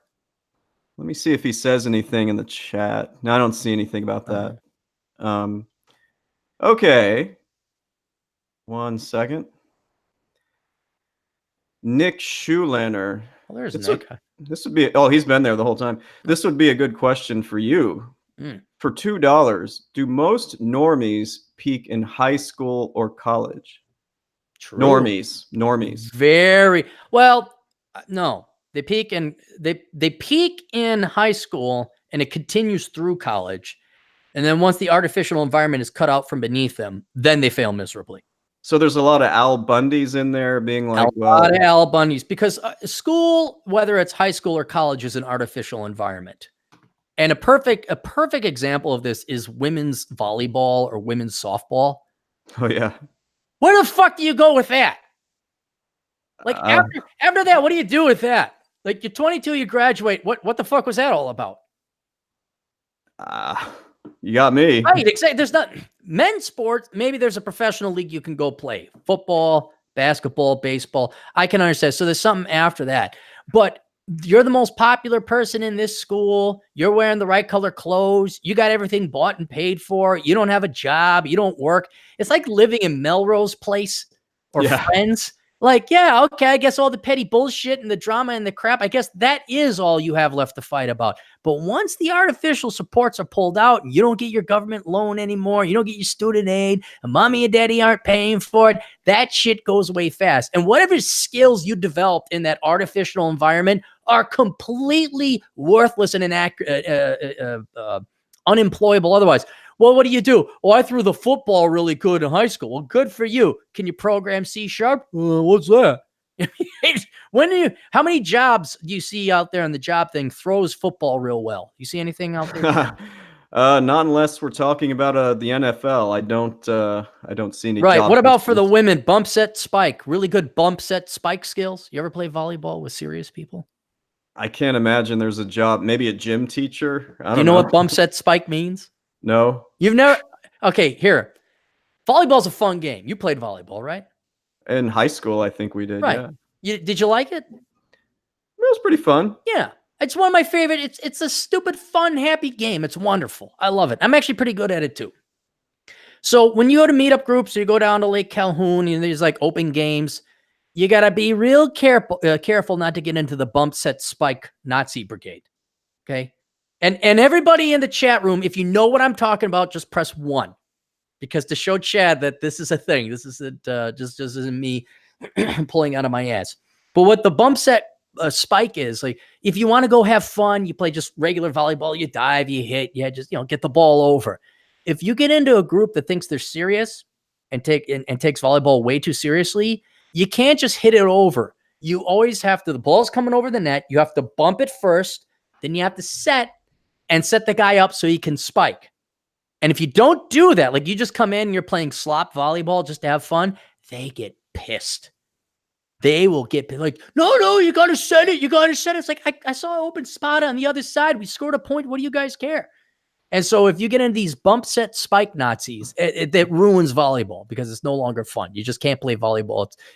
They're like, I don't know. They're trying to win a trophy that doesn't exist. It's just not fun anymore. Well, am I right? What's the chat room say? Is there any ones? Let me see. I'm looking down here. Yeah, it's all ones. Yeah. Okay. So those guys play volleyball. They know what I'm talking about. Or they just said, I don't know what he's talking about, but I'll press one anyway. Well, we got somebody in here who cool. I shouldn't say her name, but I think it's really cool. She's in the chat. So all right, that's good. We do have the occasional woman here. Well, she's one that you know and that I work with, which is really cool. Really? Yeah, look at who did a 1. If you look at the chat. Let's go with that. I'm not saying any names, but where am I? Go all the way to the bottom. All the way to the bottom. Here's Chris. Do I know this? Wait, are you seeing all the ones there? No, hang on. Shoelander. Bacon and I are still waiting in the post $9.99. Oh wow, Chris Morales has a $10. Yeah, we'll get to that. We'll get to that. All right, you know what? Let's not worry about that. You could tell me who it is later. I don't want to identify her. No, I didn't either. I think it's cool. Yeah, she just mentioned who she is. So okay, we'll go back up here. So the last one we did was teacher pay. Okay. No, it was do most normies peak in high school or college? And you said yes. Yes, they absolutely do. Oh, I love this one. Rob Figulski for $10.99. Ooh. Because he's a 1099. Because he's part of the superior race of humans. The superior 1099 race, of course. I have nothing but respect for people who do this. Nothing. Okay, so 1099. This is great. All right, hold on. I want to make sure I do this right. Okay, you ready for this? I'm ready for this. This is be good. Now I have a machine gun. Ho, ho, ho. Another reference Marcus Brown ain't going to get. That's a really good one. That is the best super chat ever. Come on. You said we're backed up. This is not the live. I know. I got stuff. I have questions. I want to enjoy this one for another 30 seconds because that was so good. We've only gotten through one of Cappy's observations. I need your insight on 2 more, which I love the fact, God almighty, you must have the greatest internet booty ass to shake because people are just talking hey. For what it's worth. We should get you some tassels to put on your nipples. Well, hell yeah. And I'll be like, oh, I can't reach my microphone. For what it's worth, I got all the time in the world today because I already got the run. But I got the GF coming in. That's right. You got stuff too. Yeah, I got to move and all this other crap. Okay. So the next one, another really good one for $9.99. Christopher Morales, who's given to us before, he says, hey, Aaron and Chad from sunny Florida. Sort of late in the chat, but insurance covers vasectomy. Only $20 for me, and it's in 2 weeks. Hey, there you go. All right. Anyway, got to go back to running because I'm a teacher and I got free time like that. So he's doing what you did in a couple weeks. Yeah, no, it's one of the best decisions I've made. I know there's I don't want to call it scaremongering. Because it's a legitimate, they always say, well, you can have a reverse, but there's a significant chance, and you guys are going to have to look it up. Back when I think it was there was a 20 or 30% chance it wouldn't be able to be undone. And I never understood it because I'm like, well, can't you directly extract sperm from me anyway? So a lot of guys, there's other measures you can go. Please don't be like chicks like, oh my God, it just accidentally got pregnant. Take control of your own birth control. If you want to have kids or you're not sure, you don't want them now, make a deposit. Make lots of deposits at the sperm bank, okay? Keep in mind, sperm doesn't last forever at the sperm bank, so you got to figure this out. But you can also have it directly extracted. It's not like this is the end-all, be-all, but there's a chance that if you go through with a vasectomy, you may not ever be able to have kids, even if you want to. So, just keep that in mind. And they are reversible if you really need to do it, right? They are reversible, but that's where there's that 20 or 30% chance that they're not reversible. No, you're right. You're right. Yeah. Right. And so I'm just giving everybody the warning. Me personally, I knew since probably the age of 3 or 4, I'm like, I don't want kids. I got to share my toys with this asshole over here. Why do I have to share my Christmas gifts with this guy? God, there's not a lot of food. Why can't we have cake? You know, I knew very young. But you know, make sure, because there's a lot of these guys who are, you know, kind of the virgin toes. Yeah, screw bitches, man. I'm 17. I can't wait till I'm 18. I'm gonna get a vasectomy. It's like, well, hold on there, Peppy. You know, Peppy. maybe you ought to hit puberty first before you have yourself a vasectomy. You know, just my opinion. All righty. So thanks again, Christopher. That was awesome. Nick Schulaner for $2. This one's for you. It's just a comment. Bacon and I are still waiting on the Pacific Northwest live stream. We got to get that together when I'm done moving and I have my house built. Of which I got to call that fucking guy. God damn it, I forgot to call him. Shit. And also, TJ Martinell is in the chat, or was at least. Shout out to him. So is he on recess? I just saw him posting in the chat. I don't know if he's still in here. Well, I don't know. I'm wondering, did Leavenworth Elementary have the recess? Did his teacher allow him to get to the computer? Oh, Leavenworth. Yeah, Leavenworth Elementary. That's where he goes to school. I think he's in the 5th or 6th grade now. Do they have TJ? Do they have recess in the 6th grade? Do they? What? I don't know. Let's see if he answers us. Because he's on Pacific time. Maybe they're on lunch. Maybe he's in the cafeteria with the kids. This is about the time people go to lunch on the West Coast, I believe. So, okay. Bacon Maldito for $5.29. Young lady I know works 2 jobs for her 6-figure student loan payment plan. $900 a month for 25 years unless her mom dies first. She's hoping for the latter. God bless her. She's at least paying it off. What would her mom have? Oh, because her she mom co-signed dies. the loan. Well, I think also maybe she would get inheritance if her mom dies. Is that maybe it? Or that could be it too. I just find it tragic and sad that these super smart, intelligent millennials, who, by the way, are not only the most educated, but guess what else they are, Chad? Tell me. They're the most independent, critical thinking minds. Yeah? Who could never get screwed over. They could never be hoodwinked and forking over hundreds of thousands of dollars in interest payments to student loan financing companies. That could never happen to them because they're just too intelligent, too critical thinking. See, this is where they do it to themselves. You just let life punish these people. Think about her situation. Her mother's an inheritance. Like, an inheritance is a bonus. I don't think I'm getting an inheritance because my parents are poor. Okay, we might get like, you know, some trinkets or doodads or something, but I've never waited on an inheritance. But from the sounds of it, it's almost like winning the lottery or winning a small lottery. Like, yeah, here's a $500,000 house. It's like, wow, you know, that's really cool. That woman went into such debt and obviously earned a worthless degree because she would be able to pay it off otherwise, that she has to squander her mother's inheritance on it. Ugh. To get to zero. To get back to square fucking one, which is what you were at the age of 18, you stupid fucking morons in bins. I see some of this. Gotta get the college experience.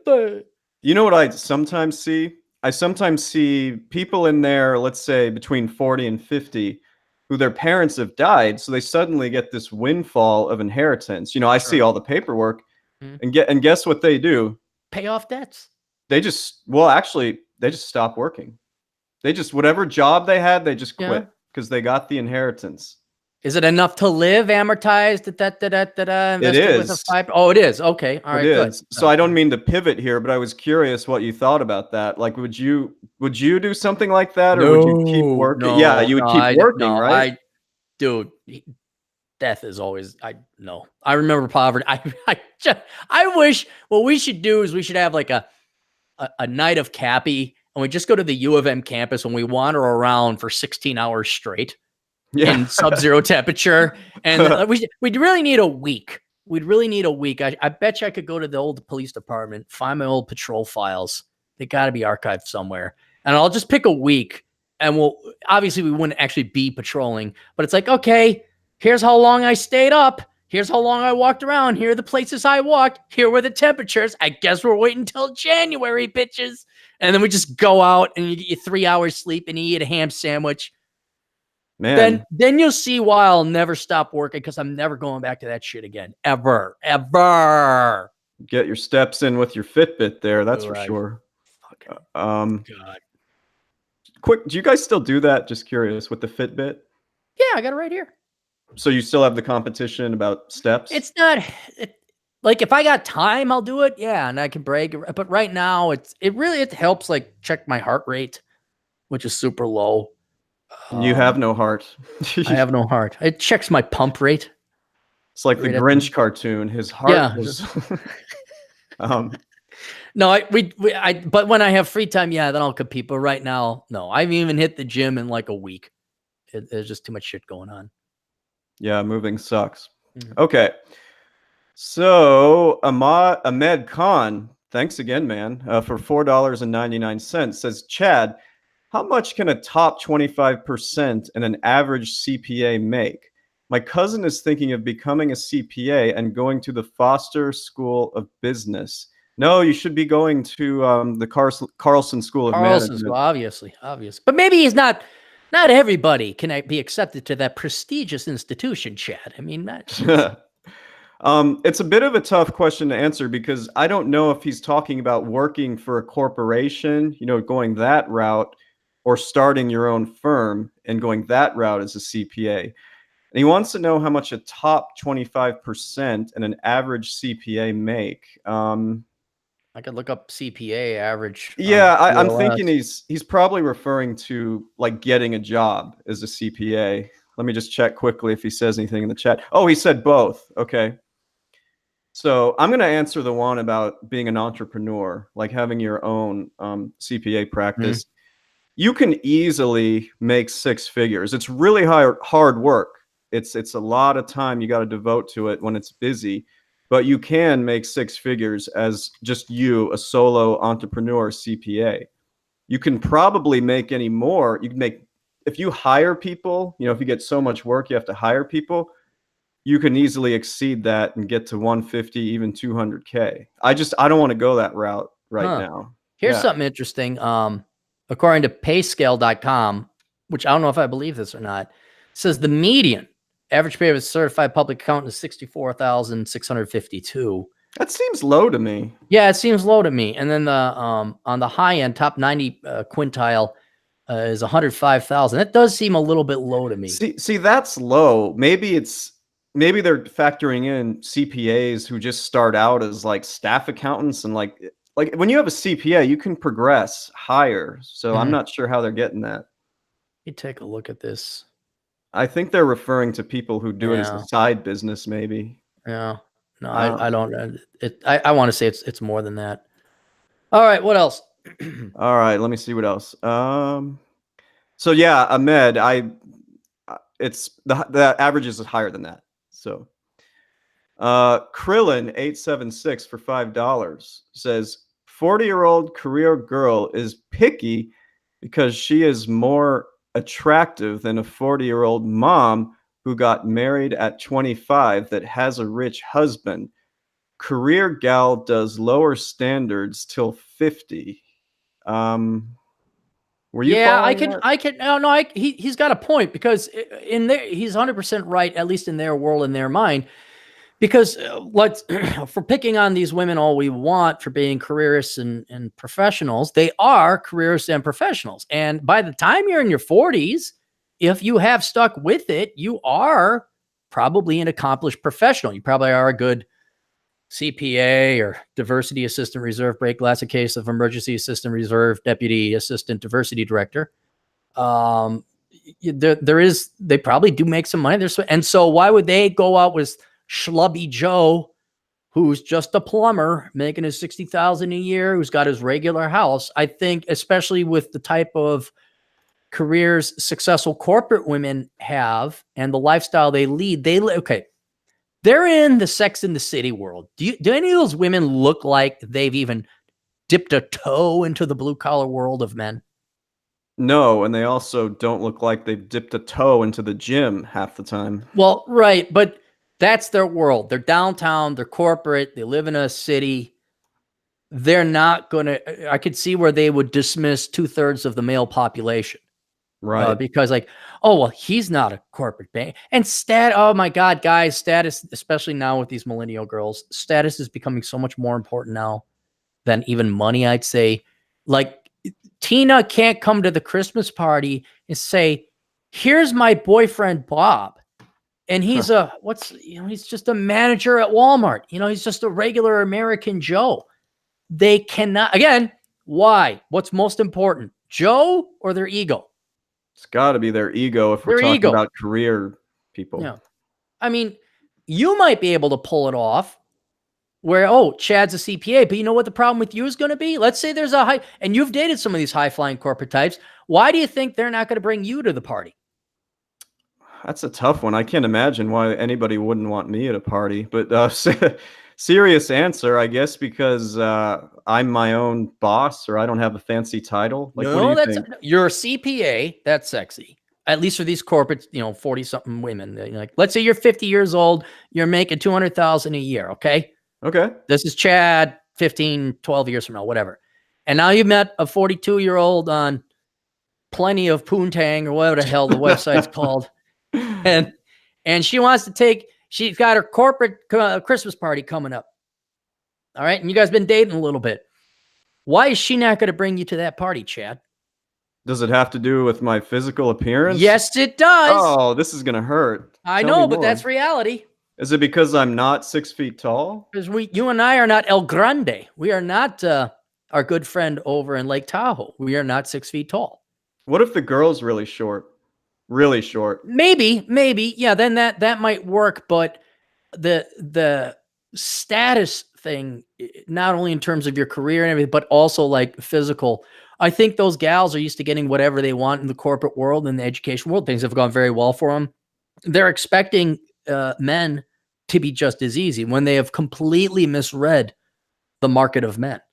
That not all of them are 6 feet tall and have a cool sounding career. I will tell you, you're absolutely right. I've heard this from friends and clients that I know that are in that demographic and they're single. And I've even seen people say this on a dating site or a dating app. And I just shake my head because I feel like if you're in your 40s or whatever and you're successful, you're behind the 8 ball, in my opinion, because guys are going to go for somebody way younger than that. Right. But I would say, let's say you're in your 40s as a woman and you're very highly successful as a corporate person. There's nothing wrong with dating guys in their 50s. No, there's nothing wrong with it at all. I'm just saying a worthwhile, guy in their 50s can date somebody younger. Like, he has options available younger than they are. Yeah. If they're more successful than that woman, yeah, then you're talking, the guy who makes 200,000, it could probably have a 30-year-old. He probably could. What I'm saying though is the 40-some-year-old professional woman who has been so successful, has been on with the horse blinders on, has been in this echo chamber her entire life. A lot of them don't realize just how much was actually given to them through affirmative action and preferential hiring practices and quotas. And we gotta make everybody a Sheryl Sandberg. It's almost like leaving high school and college and entering the real world. Okay, fine. Corporate America cannot spread its ass cheeks wide enough for you to fuck it with your strap-on, you go girl, professional corporate woman dildo. Okay, they're lubing up their asshole for you. Now you want to get into the dating world, and you're just so used to everything just being not necessarily given to you. You got to work for it a little bit, but it's not real world level of difficulty. Now you actually enter the one thing where it's not a government program. It's not a corporate social responsibility. It's not corporate virtue signaling. There's no incentive for anybody to hire you because vagina. Now you actually have to go and compete on your own merits. You got to go find a guy. They are so misled to have higher expectations in every other capacity of their life that when it comes to dating men, they're going to expect the same. But men are not just going to, they're like, no. So a 42-year-old, 43-year-old woman who's very highly corporate successful, there could be a perfectly qualified, physically tall, 6'2" guy that meets her physical requirements. But if he is a baggage handler, if he's a garbage man, makes good money, support himself, probably could even be in better financial situation than she is because he doesn't piss it away. She is not going to go after because the status is not there. Just as you could have a highly successful CPA, a world famous internet podcaster, blogger, motorcycle rider, internet guy extraordinaire. But if he's under 6 foot, I don't want to have anything to do with him either. And so this is where they just continually go on until they're 50 and then 60 and then 70 and then dead.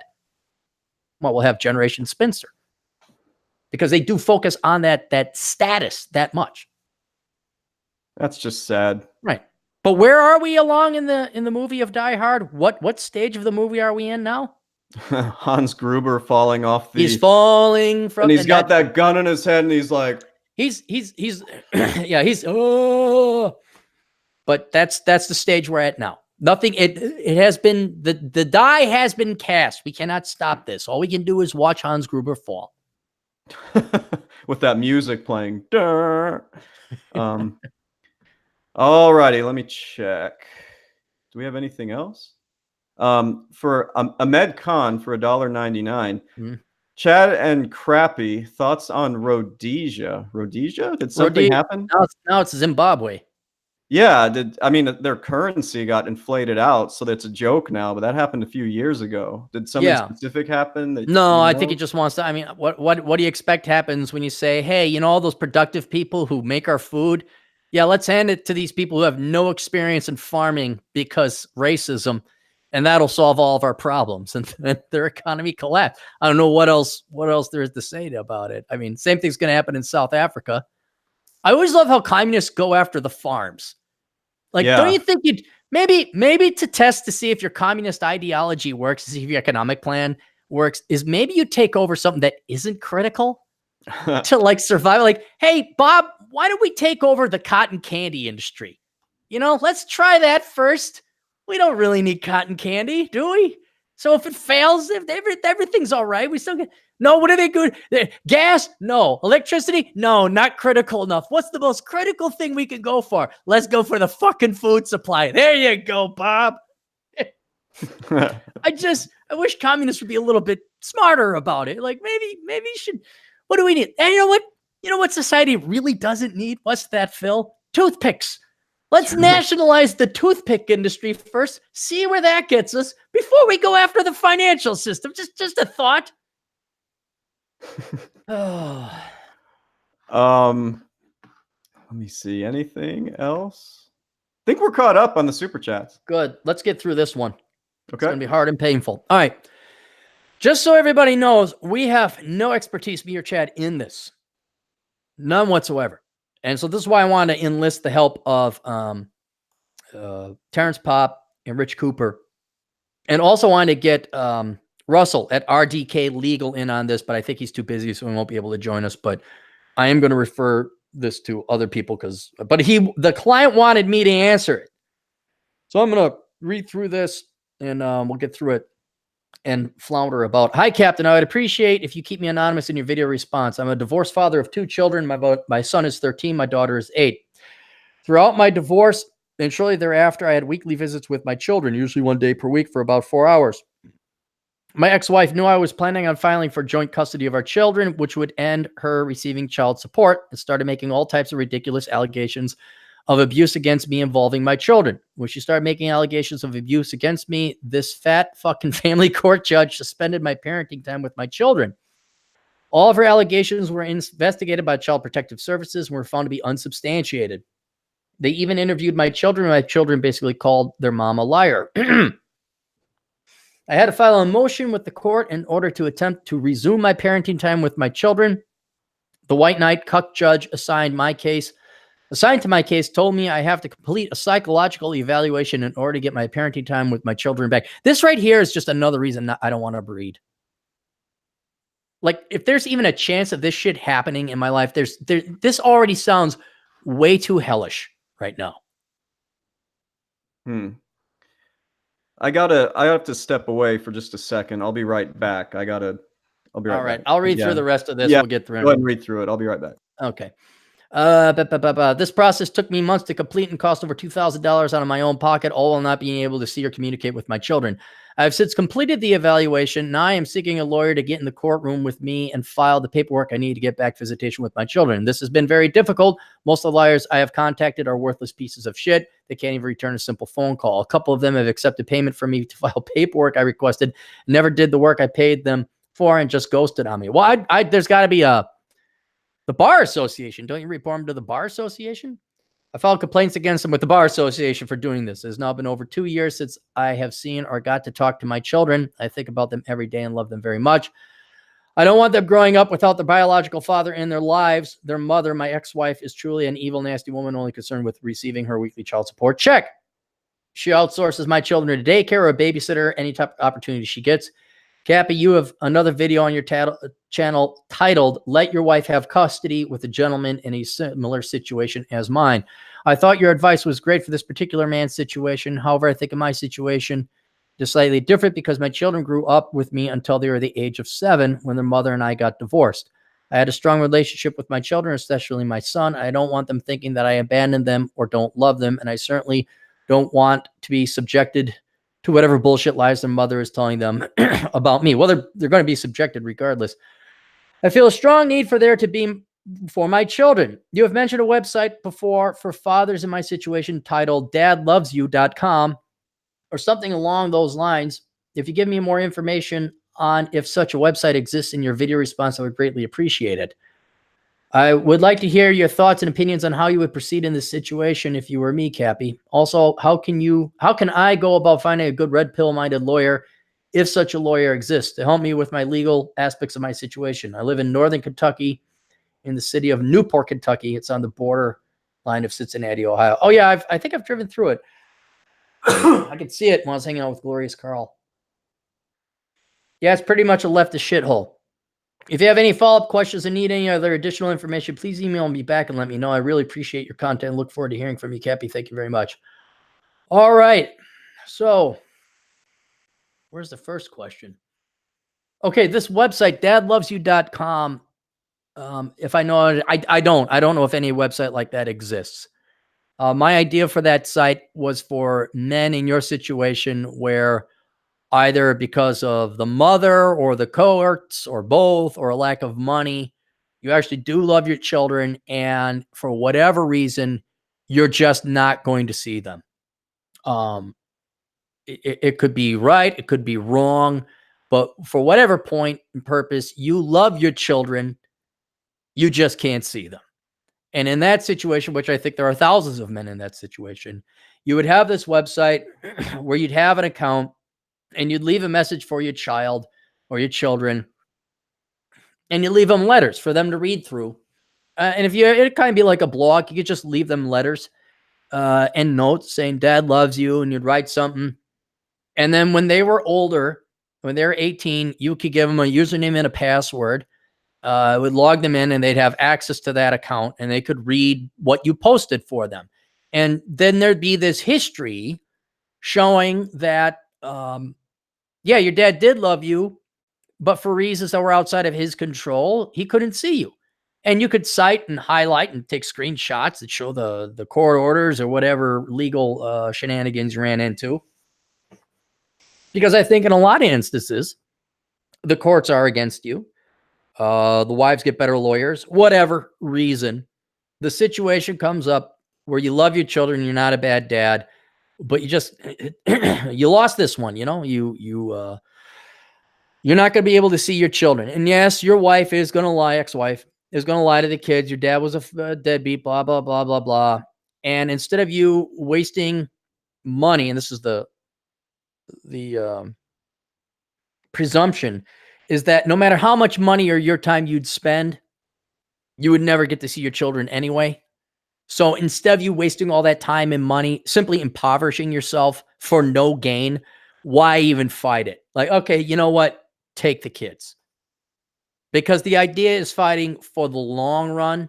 I always said, you're not fighting for your kids to love you in the here and now. You're fighting for them to respect and love you when they're in their 30s.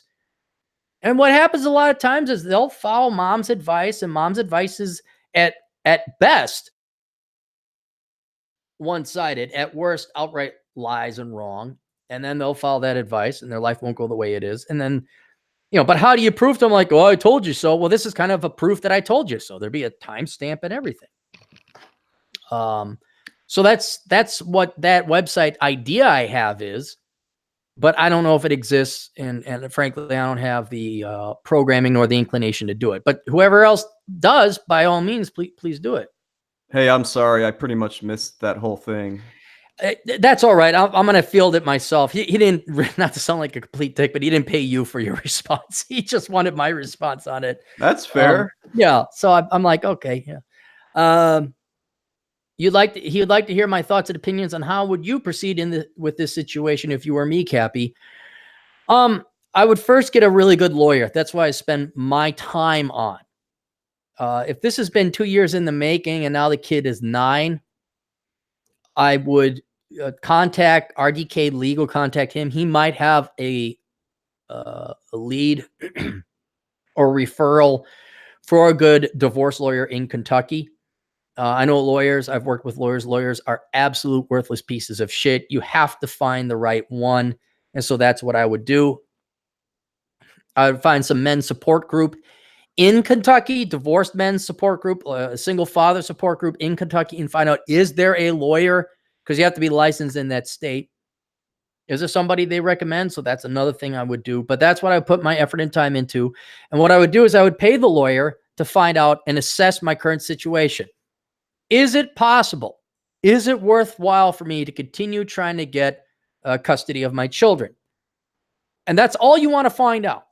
Because if the lawyer comes back and says, yes, it's possible. All right, then what's the next step? What's it going to cost? How much time? When can I expect them back? Because now your kid is 7. Well, wait, hang on.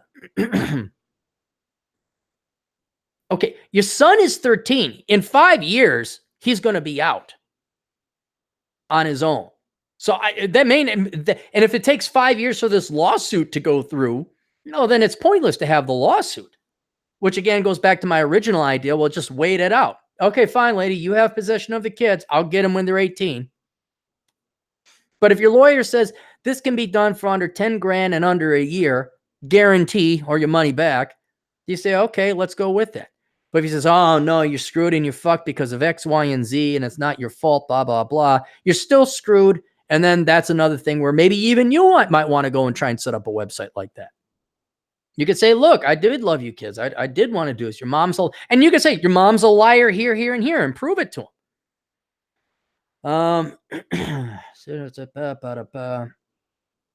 Any other follow-up information? Appreciate your content. Yeah, so I mean, that's me and my uneducated guess. I mean, that's just logic. That's just how I would approach it. But really, tune in Thursday when we have Terrence Popp and Rich Cooper on, because these guys have been divorced. Now, of course, they're not. Well, Rich is Canadian, so the laws aren't going to be the same. And I think Terrence is Michigan or New York. So again, the laws aren't going to be the same, but they were going to be able to more clearly address your problem on an emotional level, psychological level, maybe give you advice. And because of the parallels and similarities, at least within divorce courts, they might be able to have they will have way more information and insight than I will. But that's my truly novice, amateur insight to that situation. So that's it. That's the only one thing I had to do, Chad. Okay. Did you have anything else? No, that was it. I mean, I got other asshole consulting, but I banged that out. I did that. And now let's take a look here. I've been getting a ton. Just real quick. Nick Schulander wants me to remind you about reviewing Reconnaissance Man. We should be doing that. We should be reviewing Reconnaissance Man. All right. Reconnaissance Man is basically, you can find it on Amazon.com, but I got a lot of questions with people asking career, but associated with that is, well, where do I live? Where should I go? I graduated from Tennessee, but I got a job offer in Montana. Is that worthwhile? I can't find jobs. This is very common. I can't find jobs where I live. Well, I guess you better fucking send jobs out of state then, or resumes out of state. And what I realized is if I had simply never attended the University of Minnesota, I had gone to Denver, I had gone to South Dakota, I had gone to Arizona, I had gone to Texas, I had lived in that state for a year. got in-state tuition and went there, I would have at minimum been way more happy and way more healthy instead of suffering a state because I got reciprocity and low tuition.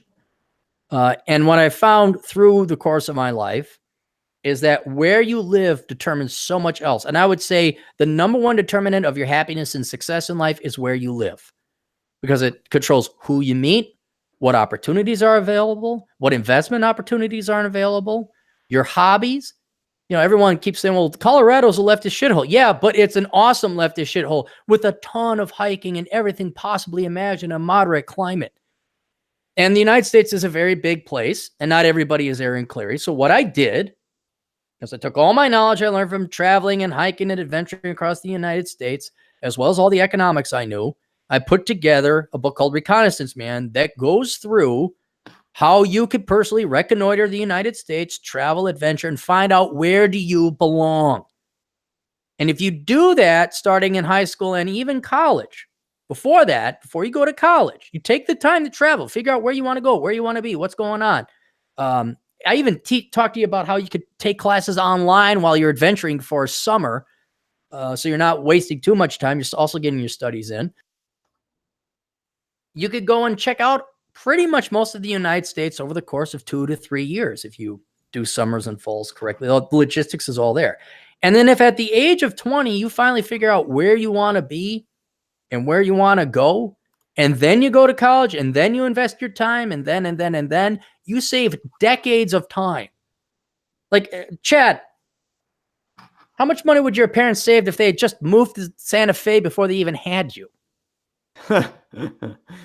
I'm not sure they would have actually saved that much. That place is expensive. Okay, all right. But what I'm saying is, why is it, I always found it a kick where baby boomers, you know, you got to wait till you're 70 before you actually go where you want to go. All the old timers now going down to Florida and North Carolina and Tennessee and Texas and Arizona. Why wait until your fucking gray hair pubes before you do that?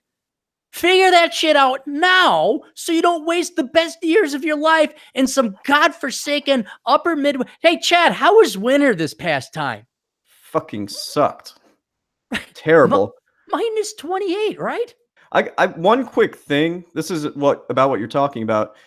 What about people who can't leave those places because they have to take care of an elderly parent, or they have to be there until... The elderly parent are your bitch. If you're taking, no, I'm being deadly. I'm doing my parents. Well, you know, every fucking time I've seen these elderly parents, they don't want to leave the house. Well, too fucking bad for them. You handicap and cripple yourself and your economic opportunity, and thus your ability to take care of them. If they know you gotta stay in Milwaukee, a dying crappy shithole. I see this a lot.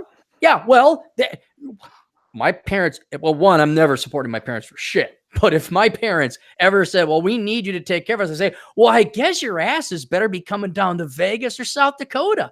And then when I leave for winter for Vegas, guess what, motherfucker? You're coming with. And if they ever gave me the shit, well, I don't like to travel, I like Wisconsin, I say, well, I guess you're going to die here then, and you're not going to see me. This irrational and selfish bullshit and control parents have over their children. Where I like my house. Too bad, sell it. I mean, let me tell you, let me ask you if you've seen this, Chad. How many baby boomers or older people are now empty nesters in a house that is egregiously too large for them? Way too many bedrooms and bathrooms, and they should downsize, take the proceeds, invest in a rollover 401k IRA or whatever, but they don't because this is the house their children grew up in. Hold up. I used to see that a lot more than I'm seeing that now. Some people have started to get the hint, and they've sold the houses that they've had for, 30, 40 years, and they downsize. Like my parents did it, and a bunch of my clients did it in both 2018 and so far this year. That makes me happy. Yes, I'm glad to see that as well, but I still know some old timers. There are. No, there are still a lot of people that are doing that, but I'm saying I like the trend. I think some people are waking up. Yes, hang on. This is the fucking world I'm dealing with right now. Yeah, I'm getting some emails with questions. You know what? And they're not questions that I need to answer. These answers are perfectly available. Oh, are people sending you asshole consulting requests? No, sure. these are people in my life where it's like, could have swore I fucking told you I was podcasting. You know, just man, I hate most people. Like, if I'm not kidding, man. If you said, Aaron, you're walking down the street, there's somebody. You don't know if they deserve to live or die, but if you had to guess, which one would it be? They deserve to die. That's but then when I got my own friends and family and loved ones that ask me stupid fucking questions, I kind of like, do you know who I am? Do you not really? Just Well, dude, after running through the park this morning, I can safely say I'm not high on people right now. I know, but it's really exhausting and taxing when it's your own team and they display signs of inferiority, and you're just like, you know, I just want an island of Cappies, not clones of me, people with my intelligence. I want to be the fucking moron. I want to be the slowpoke. I want to be the dope. I want to be the one that pisses people off because I'm just not getting it. But man, I look at my own team. This is why I really hate the Republican Party. You just look at the people, and I won't mention names, but some names a lot of people know here, and you get to know them and you meet them. And you're like, you're a fucking loser. You're just a hypocrite and a fraud. And it's like, my God, people think we're on the same team. Is this somebody I know that you're frustrated at? I don't, no. It's a group of people. It's a group of people. Okay. I know it sounds arrogant and cocky, but it gets pretty fucking, like, if I had to pick a team of guys to survive on, like, we're getting attacked, the team would be less than 3 people. So it'd be 4 with me included. And our buddy Vince would be one of them. And the other 2, you don't know them. But the reason I would pick them is because they wouldn't fuck up. Everybody else I know, even if they're loved ones and my team, they'd fuck up because they can't keep up. They can't fire a gun. There'd be questions. It'd be handheld. I'm like, don't have time for this. And just it's days I wonder, like, God almighty, what do world Cappies be like, man? GDP per capita of like $1 billion each. We would have colonized Mars Mars would be the Edina. We would have colonized Mars and turned it into the suburb of Edina when that come by this time. But every day I need attention. Every day I need attention. All right. There is another super chat, but first somebody left a comment. It's not a super chat, but we need to read these. All right. All Pro Lemonton says, Chad is a stud. I want to see him take his shirt off. And then there's like 3 smiley faces with hearts in the eyes. And then right after that, Mary Jo says, I told Chad I'd send him a lingerie pic if he'd dance on the show. Why don't you guys arrange for that? And that would be good. What kind of dancing? I don't know. Something that wouldn't get you in trouble. Your career would still exist. That's the thing. Like, you don't want to be dancing with tassels. Okay, I'll tell you that. You don't want to be. You still got a career. Maybe that's just a private affair between you and Mary Jo. How about that? That's fair. We'll find a good time to set this up. But yeah, that's a hell of an incentive, a lingerie pic. Yeah, as long as it's of her. She sent me bikini pics that I gotta put on the fucking Patreon. I gotta put that on the Patreon. I haven't gotten to that yet because so much of other stuff bullshit. So all right, let's postpone the super chats. Oh, there's one more. Just one more. One more. Let me get up to it. Ahmed Khan again for $4.99 says, Chad/Crappy, what kind of gals y'all pull in your prime and today? I say Crappy gets crappy 7/8s and Chad gets sexy 9s. He got the unique vanilla flow. I'm gonna let you answer this first. In my youth, I pulled predominantly 8s and 9s. So he's right. I would date the occasional 10, but 9s and 10s you find out are very psych. They're just, and they won't stick around. I dated a sports ball, blue and yellow. Vikings cheerleader. Vikings, thank you. I dated a Vikings cheerleader ever so briefly for like a month. Psycho. I dated a 10. I had a girlfriend for a while. Psycho.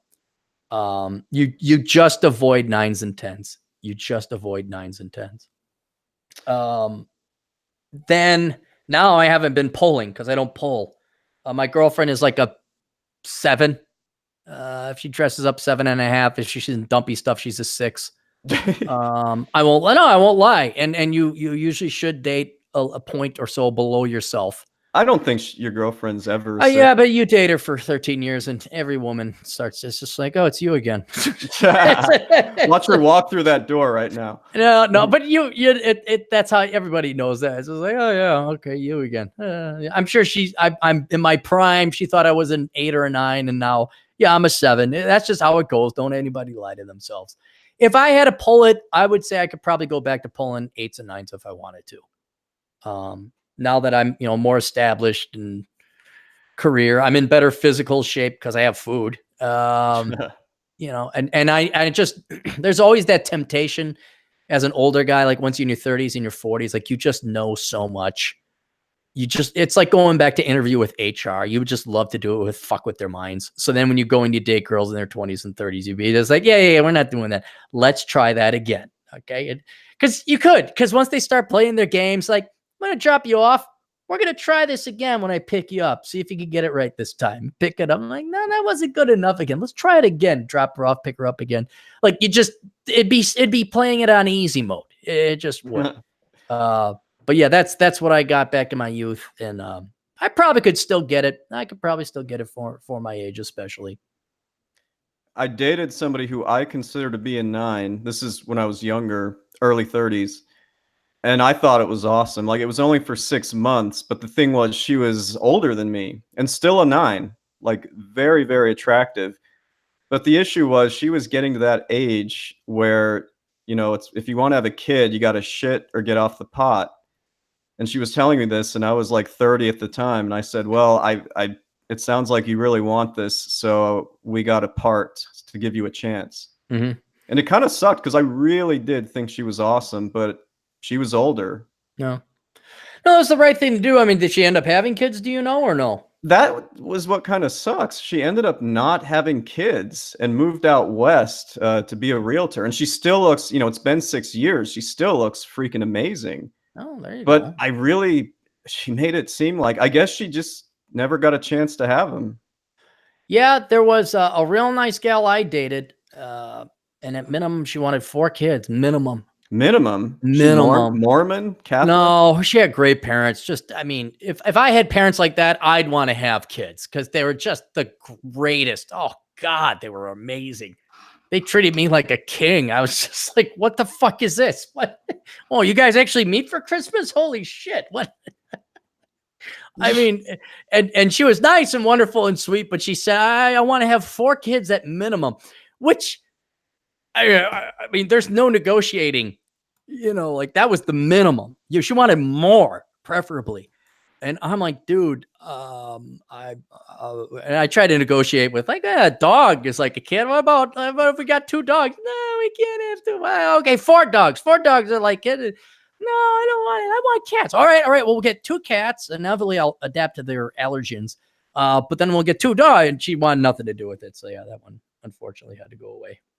You know what? If you girls started voting Republican and Libertarian and made it easier for men to make a lot of money, and you lowered our taxes, then we might be able to afford kids. If you put the emphasis and focus on men again, then maybe we'd want to be fathers. But since you just can't get enough government check dick. Well, hold up. I have a bit of a cautionary tale from last year, and you already know about this. Huh? Just because somebody seems to have the same political views as you and you see the world in the same way does not mean that they can't be crazy or have red flags up the ass.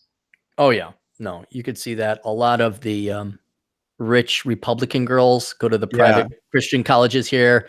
Dude, give me a liberal goth chick any day over that shit. I got hoodwinked a bit last year. You know all about it. But yeah, just because they're conservative or agree with you does not mean that they're good partners or people. Correct. Yeah. No, there's been, and most girls are Democrats. Most girls are liberals when you're younger.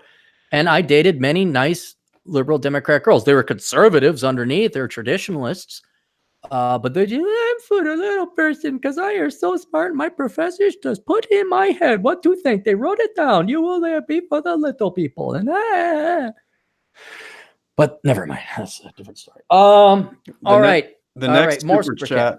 Well, there's another really So Bacon Maldito for $5.56. He did another one of those like block super chats where there's no Of course faces. he's got to. So let me try this one again. Hold on. Okay, here we go.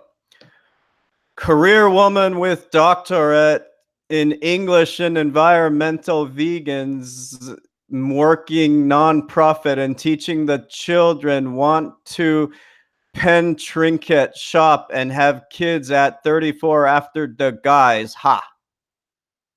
How'd I do? Can you see this? Sorry. Had it muted here. No, I can't. Well, I guess I could switch over. I see it every day. I see it every day. I don't have to. Yeah, you texted it to me. Yeah, but, all right. Are we caught up on super chats? Yes. All right. Now another observation of Cappy. Are you ready for a second observation of Cappy?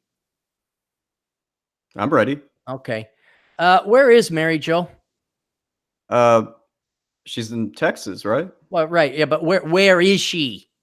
Not what physical location, but what is she participating in right now? Work? Yeah. Okay. Where should she be? Home? She should be here podcasting with us. Oh, okay. That's where she should be. But these women with their frickin' rights and their driver's licenses and all that, now they got ideas, Chad. Now they got ideas. And they think that I'm just wondering, should women be allowed to work if this is the result? If they have their priorities all screwed up? She is in the chat. If we can ask her. I know. I don't have time because the GF is coming back in about an hour, and so we got to go through all this crap. And one of these days, we're gonna have to do a nighttime one where she's not at work, contributing to GDP. We'll have to have her on, and you guys can talk your little porn photo exchange, whatever the hell you guys got going on. But that's yeah, fine by me. Like I prefer doing these at night for some reason. I know, but at night You're busy. I know. Yeah, that's the problem. That's the thing. And she works during the daytime like a traditional Republican conformist ever would. But I will be getting some, inevitably we'll be getting some more dating questions where I would like to have a female opinion on them. Yeah, but she just can't be working if she's doing that. All right. Second observation of Cappy. Or third, whatever the fuck we're on now. Sentimentality. What about it? Well, I want to know what the appropriate level of sentimentality is, because I'm moving now, right? And this house is going away. And I'm of the mind, progress, sell stuff, get rid of it, moving, advancing, forward, happiness, nirvana, utopia, that type of thing. The GF is all like, I missed this, and oh my God, on the verge of tears. I'm sure there will be tears shedded, which I understand. How long has she lived there? Only 7 years. And you're 12 or 13? 13. 13, yeah. Right. But, girls are more sentimental about stuff than guys. And I've never had a lot of material items that I'm like, oh my God, I really need this. I got my not lawnmower, my vacuum cleaner from when I was a kid. It's an old Hoover. That kind of is one of the few things. I know it sounds stupid, but it's one of the few things I bring with me. But Friday, guess what Friday will be? Friday is that the day you're like completely out of there? That's Saturday. Friday is going to be the last Clary podcast from the Northern Command, the original Northern Command. That's kind of sad. It's kind of sad because I started the podcast here. It's always been here. And so all this will be no more. That'll be the last time. Now, who is a world famous podcaster who also lives near where I live? And I've had him on a couple times. Mr. DT. DT, who is also doing what? Moving to South Dakota. Moving to South Dakota. And he's going to move before I am. So I approach DT. I say, hey, DT, you're moving, I'm moving. Friday, do you want to come over and do one last Clary podcast from the original Northern Command? Because he's been here a couple times. And I said, and then, because you're moving, I'll come over and we'll do one last broadcast from the Hunker Bunker, because that's his podcasting. And he actually has a real studio. It's much nicer than mine. It's not just a setup like this. And I said, why don't I go up there and do it? You know what he said? He had an excuse, I'm guessing. No. He's like, well, why don't we just do it over YouTube? Oh, because that defeats the purpose of being the last person to do a podcast when you are. Exactly. And I'm thinking like DT, of all people, I thought he'd be like, yeah, I should do one last podcast from the Hunker Bunker with my good friend Cappy, because he's been in that house his entire time ever since he's had I think he's been there 15 years, 16 years. He's been there longer than I have. His kids have grown up there. That's where he started podcasting. I'm thinking he's totally going to want to do this. He's like, oh, why don't we just do it over YouTube? And so my question is, where's the appropriate amount of sentimentality? Because I'm not going to cry and sob over a napkin I found in the drawer like the GF will.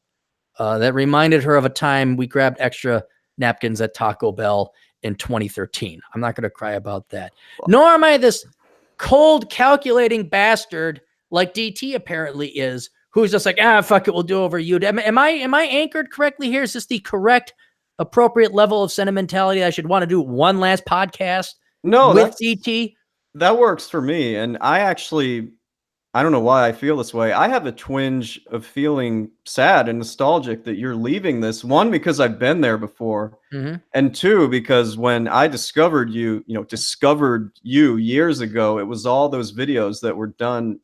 It was in your place. Right. So it's like, man, that's like an era ending. Yeah. Some of them were downstairs in the basement. That's where it originally started. If there was more crap on the walls, that's where it was. With the Snoopy picture. With the Snoopy picture, right. But that was the same house. So yeah, I just want to make sure, you gotta, am I off here? Is society going one way? Am I off base? I'm not off base. I think it would be nice, totally not using this to guilt trip DT, the cold, heartless bastard of the North, into maybe stopping by and having a podcast, or having a podcast at the Hunker Bunker. But I don't know. I couldn't just not do one last podcast. If I was DT, I could not just leave without doing one more podcast. How far away are you guys from each other? We're about 15 miles away. 15? Yeah. Oh, he should go there, I think. No, we'd go both places. He'd come down here for one final one. I'd go up there for one final one. Oh, I see. Yeah.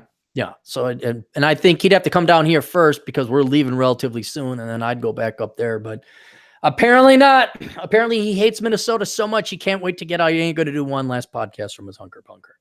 Yeah, you can't blame him for that. No, that I can't. Let's get through a couple real quick. Can we do a super chat before? Yeah, go ahead. Okay.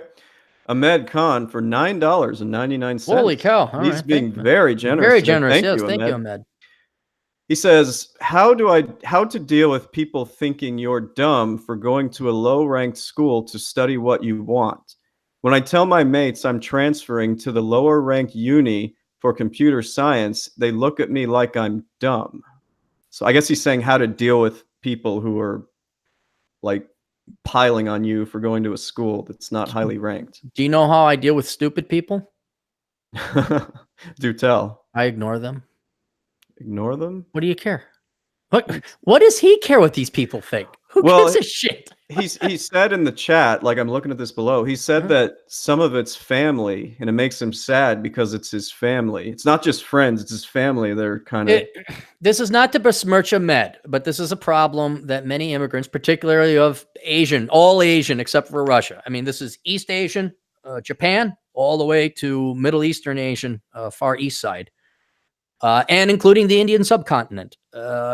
There is this bullshit. You want to talk about addiction to status? It is Asian parents. That is a holdover that's got to be left in the home country, man. It's got to be left there because there's no room for it here in the United States. Now, if they're talking status, like they're going to send their kid, like let's say they're going to send Ahmed to Harvard or MIT or Caltech. All right, that's a different level of status. But there is no difference between, wherever he is, University of Texas, Dallas, and University of Texas, Houston, computer programming or computer science program.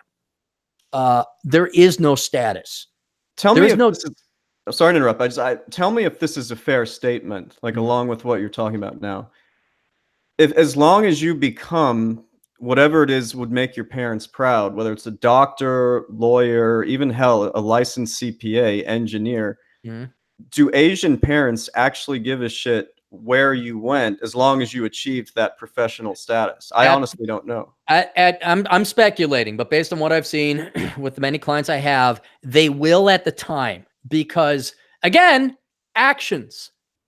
Do their parents love their kids, or do they love bragging about their kids because they love themselves more about their ego? It's a despicable act that I've seen. I've seen parents disown their children because they changed their degree from becoming a medical doctor to a chemical engineer. All right. So it really, I mean, this is a sickening, disgusting. So I'm kind of animated about it. But at the time, especially if you are the oldest, and especially if you are a male, they're going to come cracking down on you. Like, you have to get into a good school. It starts with GPA. Then it goes to SAT. Then it goes to what school did you get into? Because they got to brag. Whatever fucking limp dick reason this Asian culture has about bragging to their brothers and sisters about their children versus theirs, it's bullshit. Because the long-term goal should be, how much fucking money does the kid make? And that's not even on competition. That's because then his life or her life is going to be a hell of a lot easier. So whereas to you, me, anybody else, we look at the long-term goal. It doesn't really matter where you go, as long as you get an accredited degree in a legitimate field, because you're going to make the same amount of money. And then let's say Ahmed becomes a great computer programmer. At that point in time, then they'll brag about Ahmed.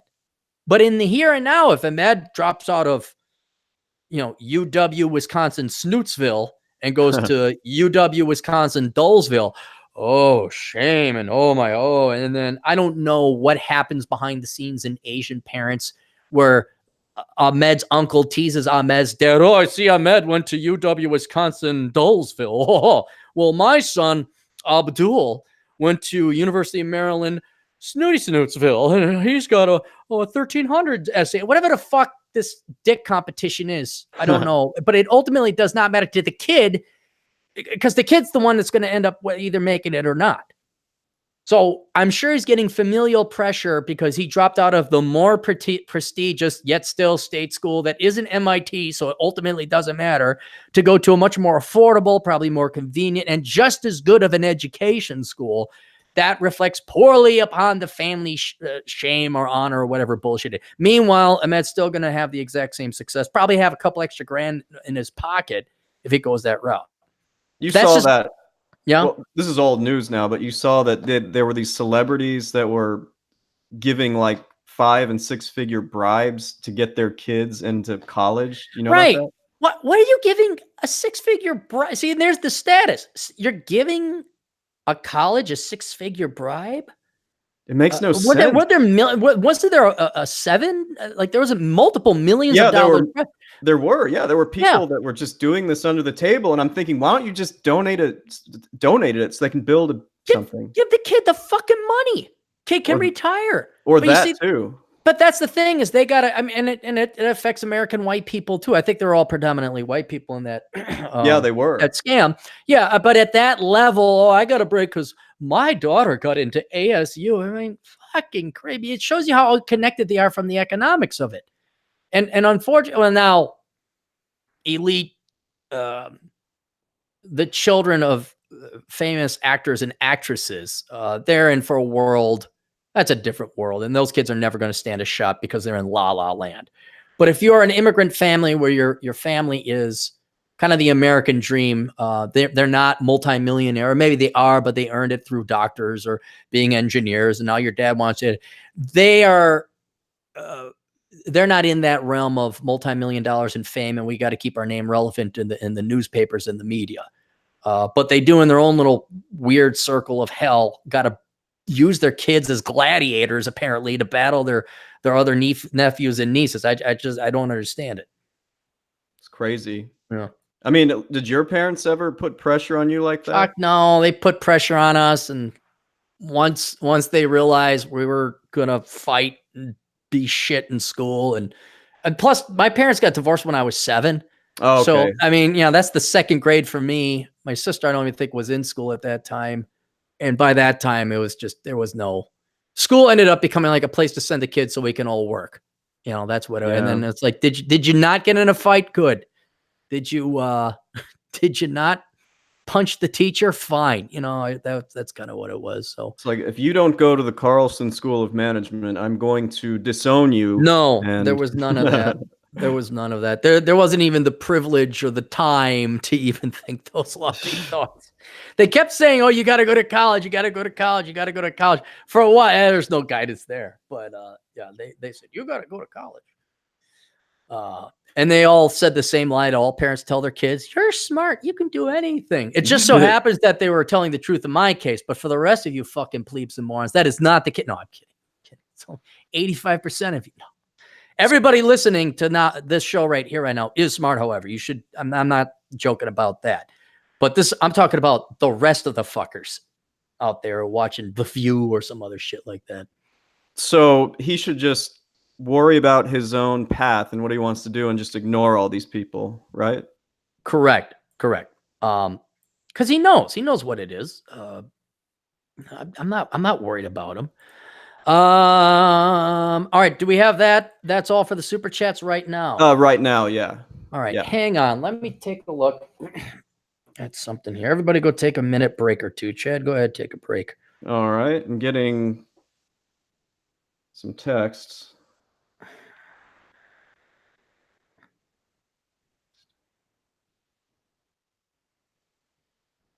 There might be a chance we get Mary Jo on. Oh yeah, right now? Well, yeah, because let's text Aaron in the middle of the show and see if I could come on now. Let's not wait till the beginning. Okay, she's at work. Mary, because I know she's listening. How were you expecting to come on the show if you were? See, Chad, I need clones of me, man. Just give me an army of 1,000 Clarys. Well, we're both working from home today. We always work from home. All right, let's take a look. We did that. We talked about the fat broad. You see this? You see this Burger King commercial about the unhappy meals? I think I did see that, actually. Where instead of a happy meal, it's a sad meal or a depressed meal. Yeah. Did you watch the commercial, though? It sounds familiar. I somehow remembered there was a sad meal. The commercial is a poem. And if you took Seth Rogen and you wringed him out like a wet rag and all that excrement of millennial, you know who Seth Rogen is? Oh, yeah. Yeah, if we took him and we wrung him out, we took all that pure extract of millennial and then we refined it in a centrifuge, that purified extract of millennial is what they used to make this movie. Matter of fact, I don't even know if Seth Rogen is alive right now. They probably had to use all of Seth Rogen to make this movie or this commercial because it is the most sappy, sad, pathetic thing I've ever seen. I get the shtick about McDonald's has a happy meal, and Burger King could have done something like dark, like, be a pissed off meal. It would have been comical. But then they made it where each millennial is reciting part of a poem, like, I am down and I am depressed. You criticize me for the way I dress. And this girl throws her locker shot and it says skank written on it. I mean, it is like this emo. You ever been to a poetry slam? I did go with Cuddle Wookums to one of those. How was that? How was the poetry slam? Soy everywhere as far as the eye could see. Soy everywhere. I'd shit on them and I would pee. Yeah. It was like a poetry slam.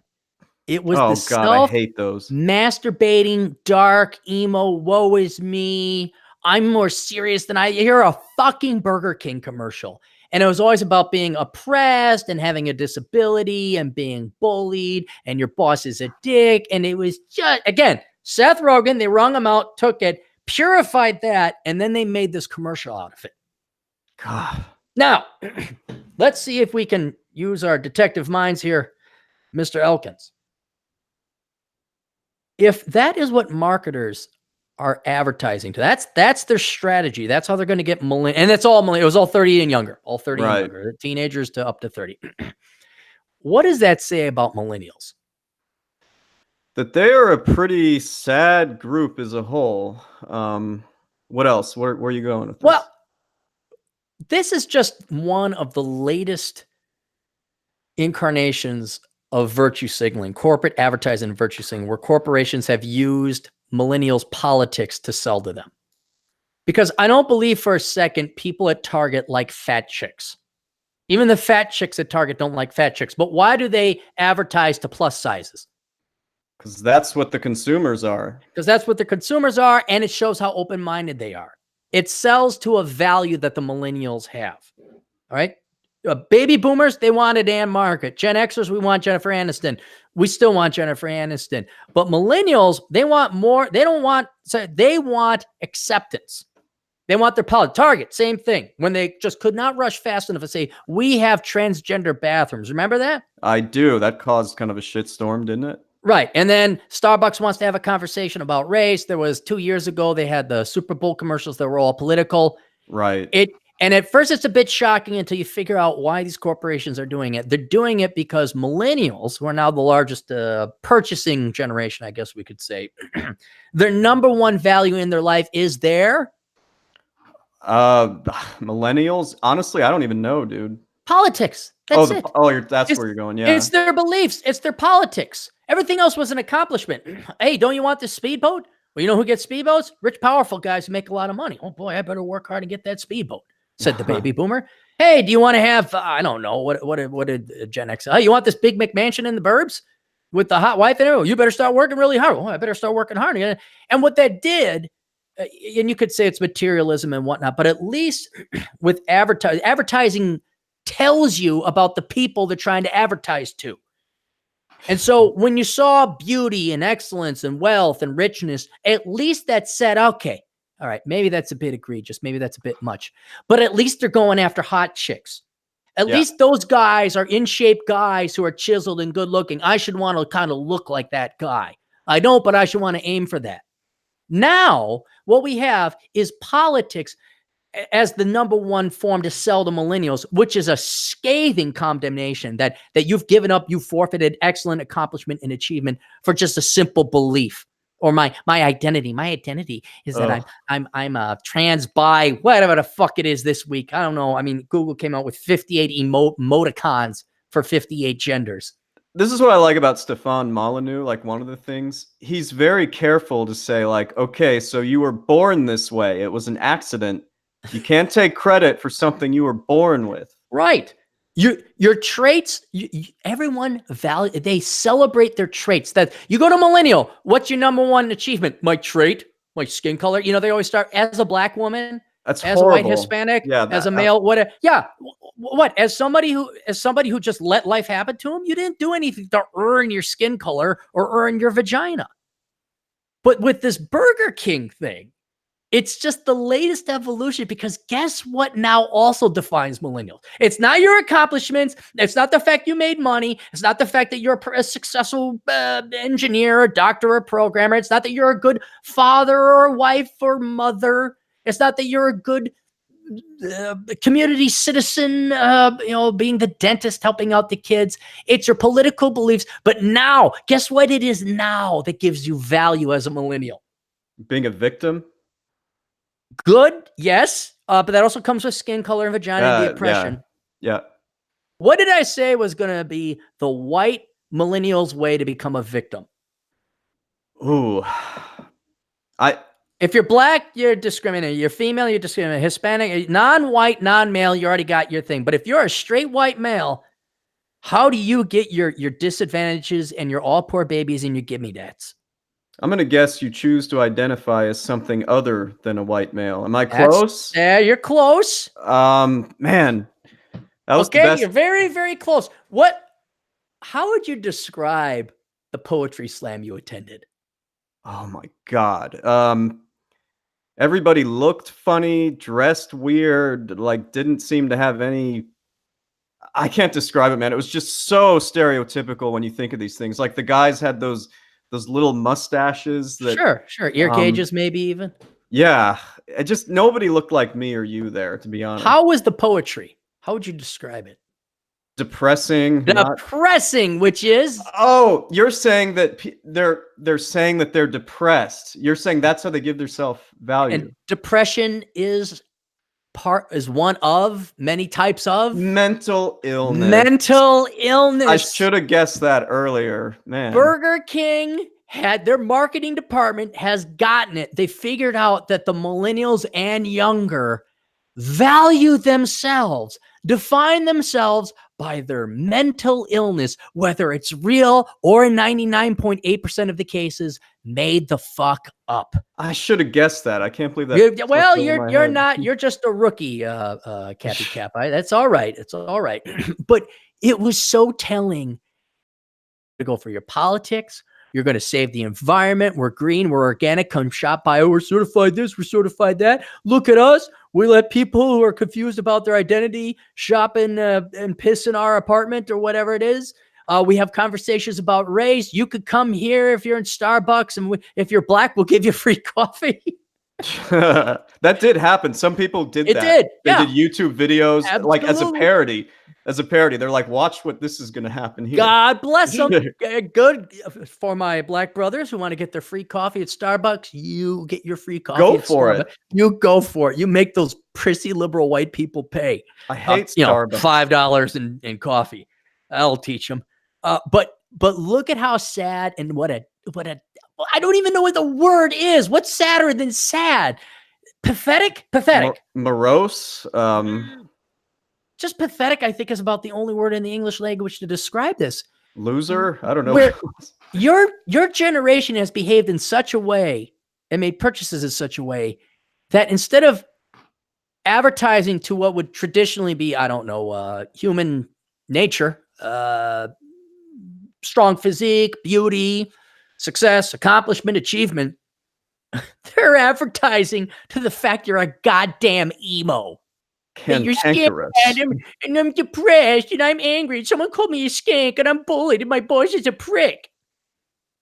And and I can't see. Originally, I was really pissed off at these corporations, but the more I think about it, you know what? It's Operation Evil. They're just advertising and telling these people what they want to hear.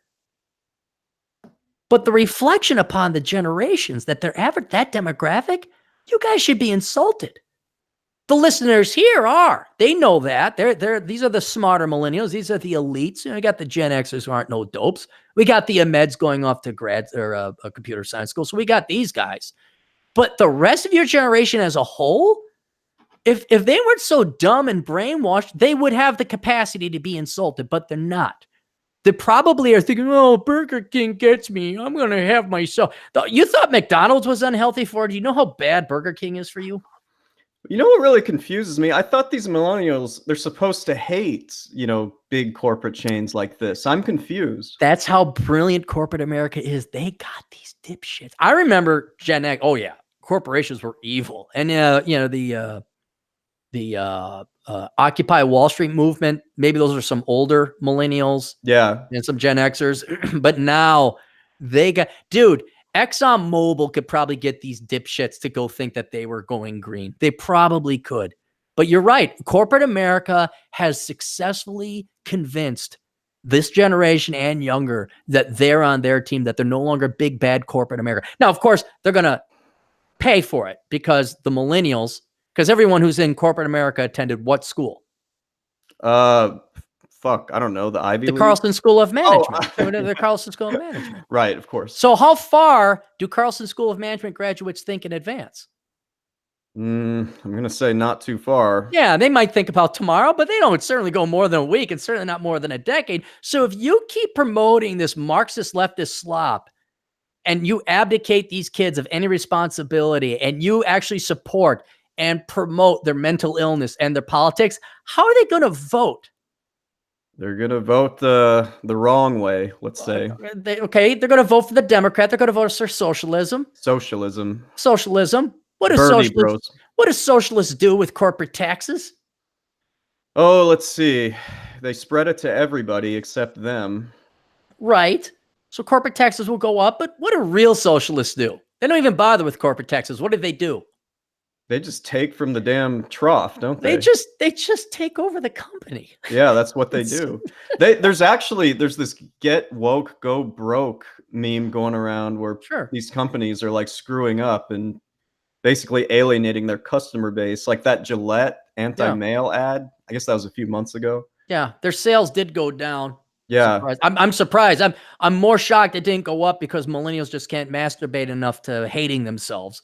But apparently it did go down. Apparently there's enough people. In all honesty, what should have happened to Gillette? If this was 1947 America, what would have happened to Gillette? You mean if they did that ad? Yeah, if they did that ad in 1947, what would have happened? Well, they'd go out of business because sales would have dropped by 2/3. Now I think sales dropped by like 3%. I quit buying. I use a razor with, you know, the disposable ones. You use it, then you throw away and connect to your razor there. I quit buying Gillette because fuck that. Yep.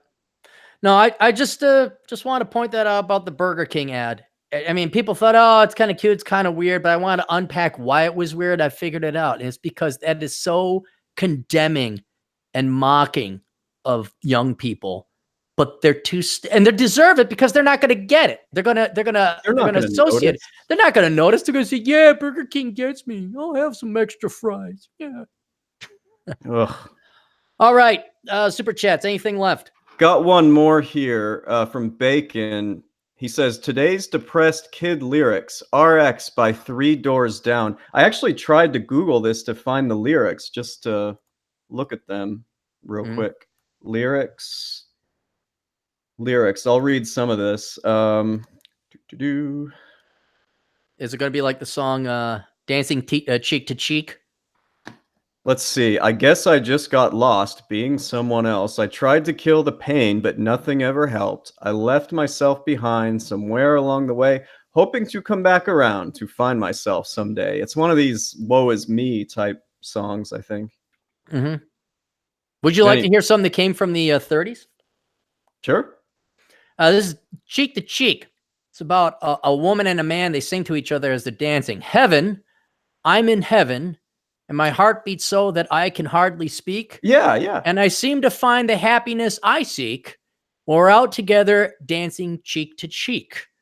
Heaven, I'm in heaven. And the cares that hang around me through the week seem to vanish like a gambler's lucky streak.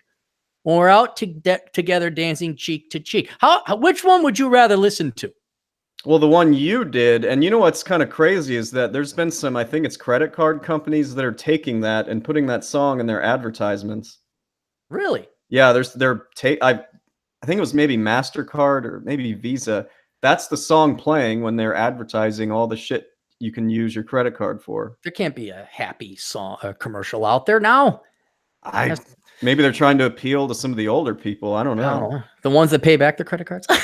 Certainly ain't the millennials. All right. Go ahead. What we got? Oh, that was it. That was the last super chat. That was the last super chat. All right, cool. Well, let's wind this up here very quickly and do all this other stuff, and we'll close out. Remember, everybody, check your spam folders if you have sent Asshole Consulting a request. We switched servers, and so now I'm having a little bit of trouble with the email ending up in the spam folder. Check your spam folders. I emailed to everyone, and I will also be sending a follow-up email through my personal email at cappycap@yahoo.com. So keep an eye out for that. RDK Legal, if you are a man in Illinois or Florida, and you might get divorced or thinking about divorce, or you think about getting married, why don't you go talk to Russell at rdklegal.com. Better to talk to him now than later, because you could take action now that prevents a lot of pain and agony in getting married down the road. I heard, I hate to say it, but one of the best things, just don't get married. Just don't. It used to be a joke. It used to be like an edgy, risque position. Now it's just old fart Dwight Eisenhower 1950s common sense advice. You know, eat your vegetables, don't get married. TheMen'sAdvocate.net. Please check out TheMen'sAdvocate.net. Sanity is the future of wealth. You can read that article behind my Patreon paywall, which you can find at patreon.com/Aaron Clary. By the way, you heard about Chateau Hartiste, right? Yeah, he got deplatformed, huh? He got deplatformed, and then TJ immediately, oh my God, did you hear that? Did you got that? And I'm like, oh, maybe I should back it up. So I'd come out with Love Letters to the Left, which is goes up to the end of 2018. So we're only 5 months in, and I took like the best post I've written for 2019. Do you know how many pages it is already on like an 8x12? Already 100? It's 111 pages. So that's like a 160, 170 page book already. because I have written some monster articles this year, but I have backed those all up digitally. And so just a reminder for all of you out there who happen to be in the profession, it's always good to back up your blog. And so everyone's, oh, did you black? Yep, I backed up my blog. It's good to go. And if the Google ever decides to delete or ban Captain Capitalism, where can people maybe get the best post, Chad? You're talking about if they get rid of your blog? Yeah, if they get rid of my blog, do I have my blog backed up? Oh, yeah. I do. Through 3 books, Captain Capitalism Top Shelf, Captain Capitalism Reserved, and Love Letters to the Left. And then soon I will be publishing a 4th backup with the title Sanity is the Future of Wealth, which will be the flagship post of just this collection of posts, but that'll be coming up later. In the meantime, if you want to spend $1 or $2 on a Patreon donation, you may, and then you get access to Sanity is the Future of Wealth. And no, I haven't put Mary Jo's pictures up there yet. You crazy horn dogs. The Pence Principle. All lessons men must learn from Ford Kavanaugh. You can find the Pence Principle on Amazon.com. An Autistic Guy's Guide to Security. Also available on Amazon.com. OrionsColdFire.com. Check out OrionsColdFire.com if you want to have some articles to read as well as a photo gallery. And the-quintessentialist.blogspot.com. Check out the-quintessentialist.blogspot.com if you want to make sure you don't invest too much time in watching a movie that sucks because he does movie reviews. AcademicComposition.com. Chad, why should people go to AcademicComposition.com? Because you can work on it remotely and anytime you want. Right. And you also don't have to write your own papers if you want other people to write it. And then there's all my books. Reconnaissance Man, Black Man's Guide Out of Poverty, Bachelor Pad Economics, Worthless, The Young Person's Indispensable Guide to Choosing the Right Major, which, starting soon, it will be Worthless Degree Awareness Month. So that makes a great gift for anyone you know graduating from high school. Although I don't know. I don't think you could get high schoolers to listen. I really don't. Yeah, probably not. I got a kid who's about to graduate. Not me, not personal kid. I got a kid who's about to graduate from high school. This kid has known me for quite some time. What do you think she's going to major in? Is this Vermin? No. Let's see. Psychology? Yeah, fashion design. It's like, why am I here? Why do you even check? What? Ugh. Everyone's like, oh, why are you so depressed about the future of the... I don't know. If I can't even get people I know, I'm just like, never mind. Never mind. I'll just stand here. So that will make a good graduation gift. Whether your high school senior actually reads the fucking thing is another matter or not, but to hell with it. If your kids don't listen to you, hey, there's a great book called Enjoy the Decline. Get that. Just accept the death of the United States. Curse of the High IQ, that's for everybody listening. Poor Richard's Retirement, that's how to retire early and on the cheap. That is a mandatory read for everybody. Please, everybody get that book. It basically teaches you how to get rid of materialism, like that compunction you have to go and spend money. It teaches you how to get rid of that.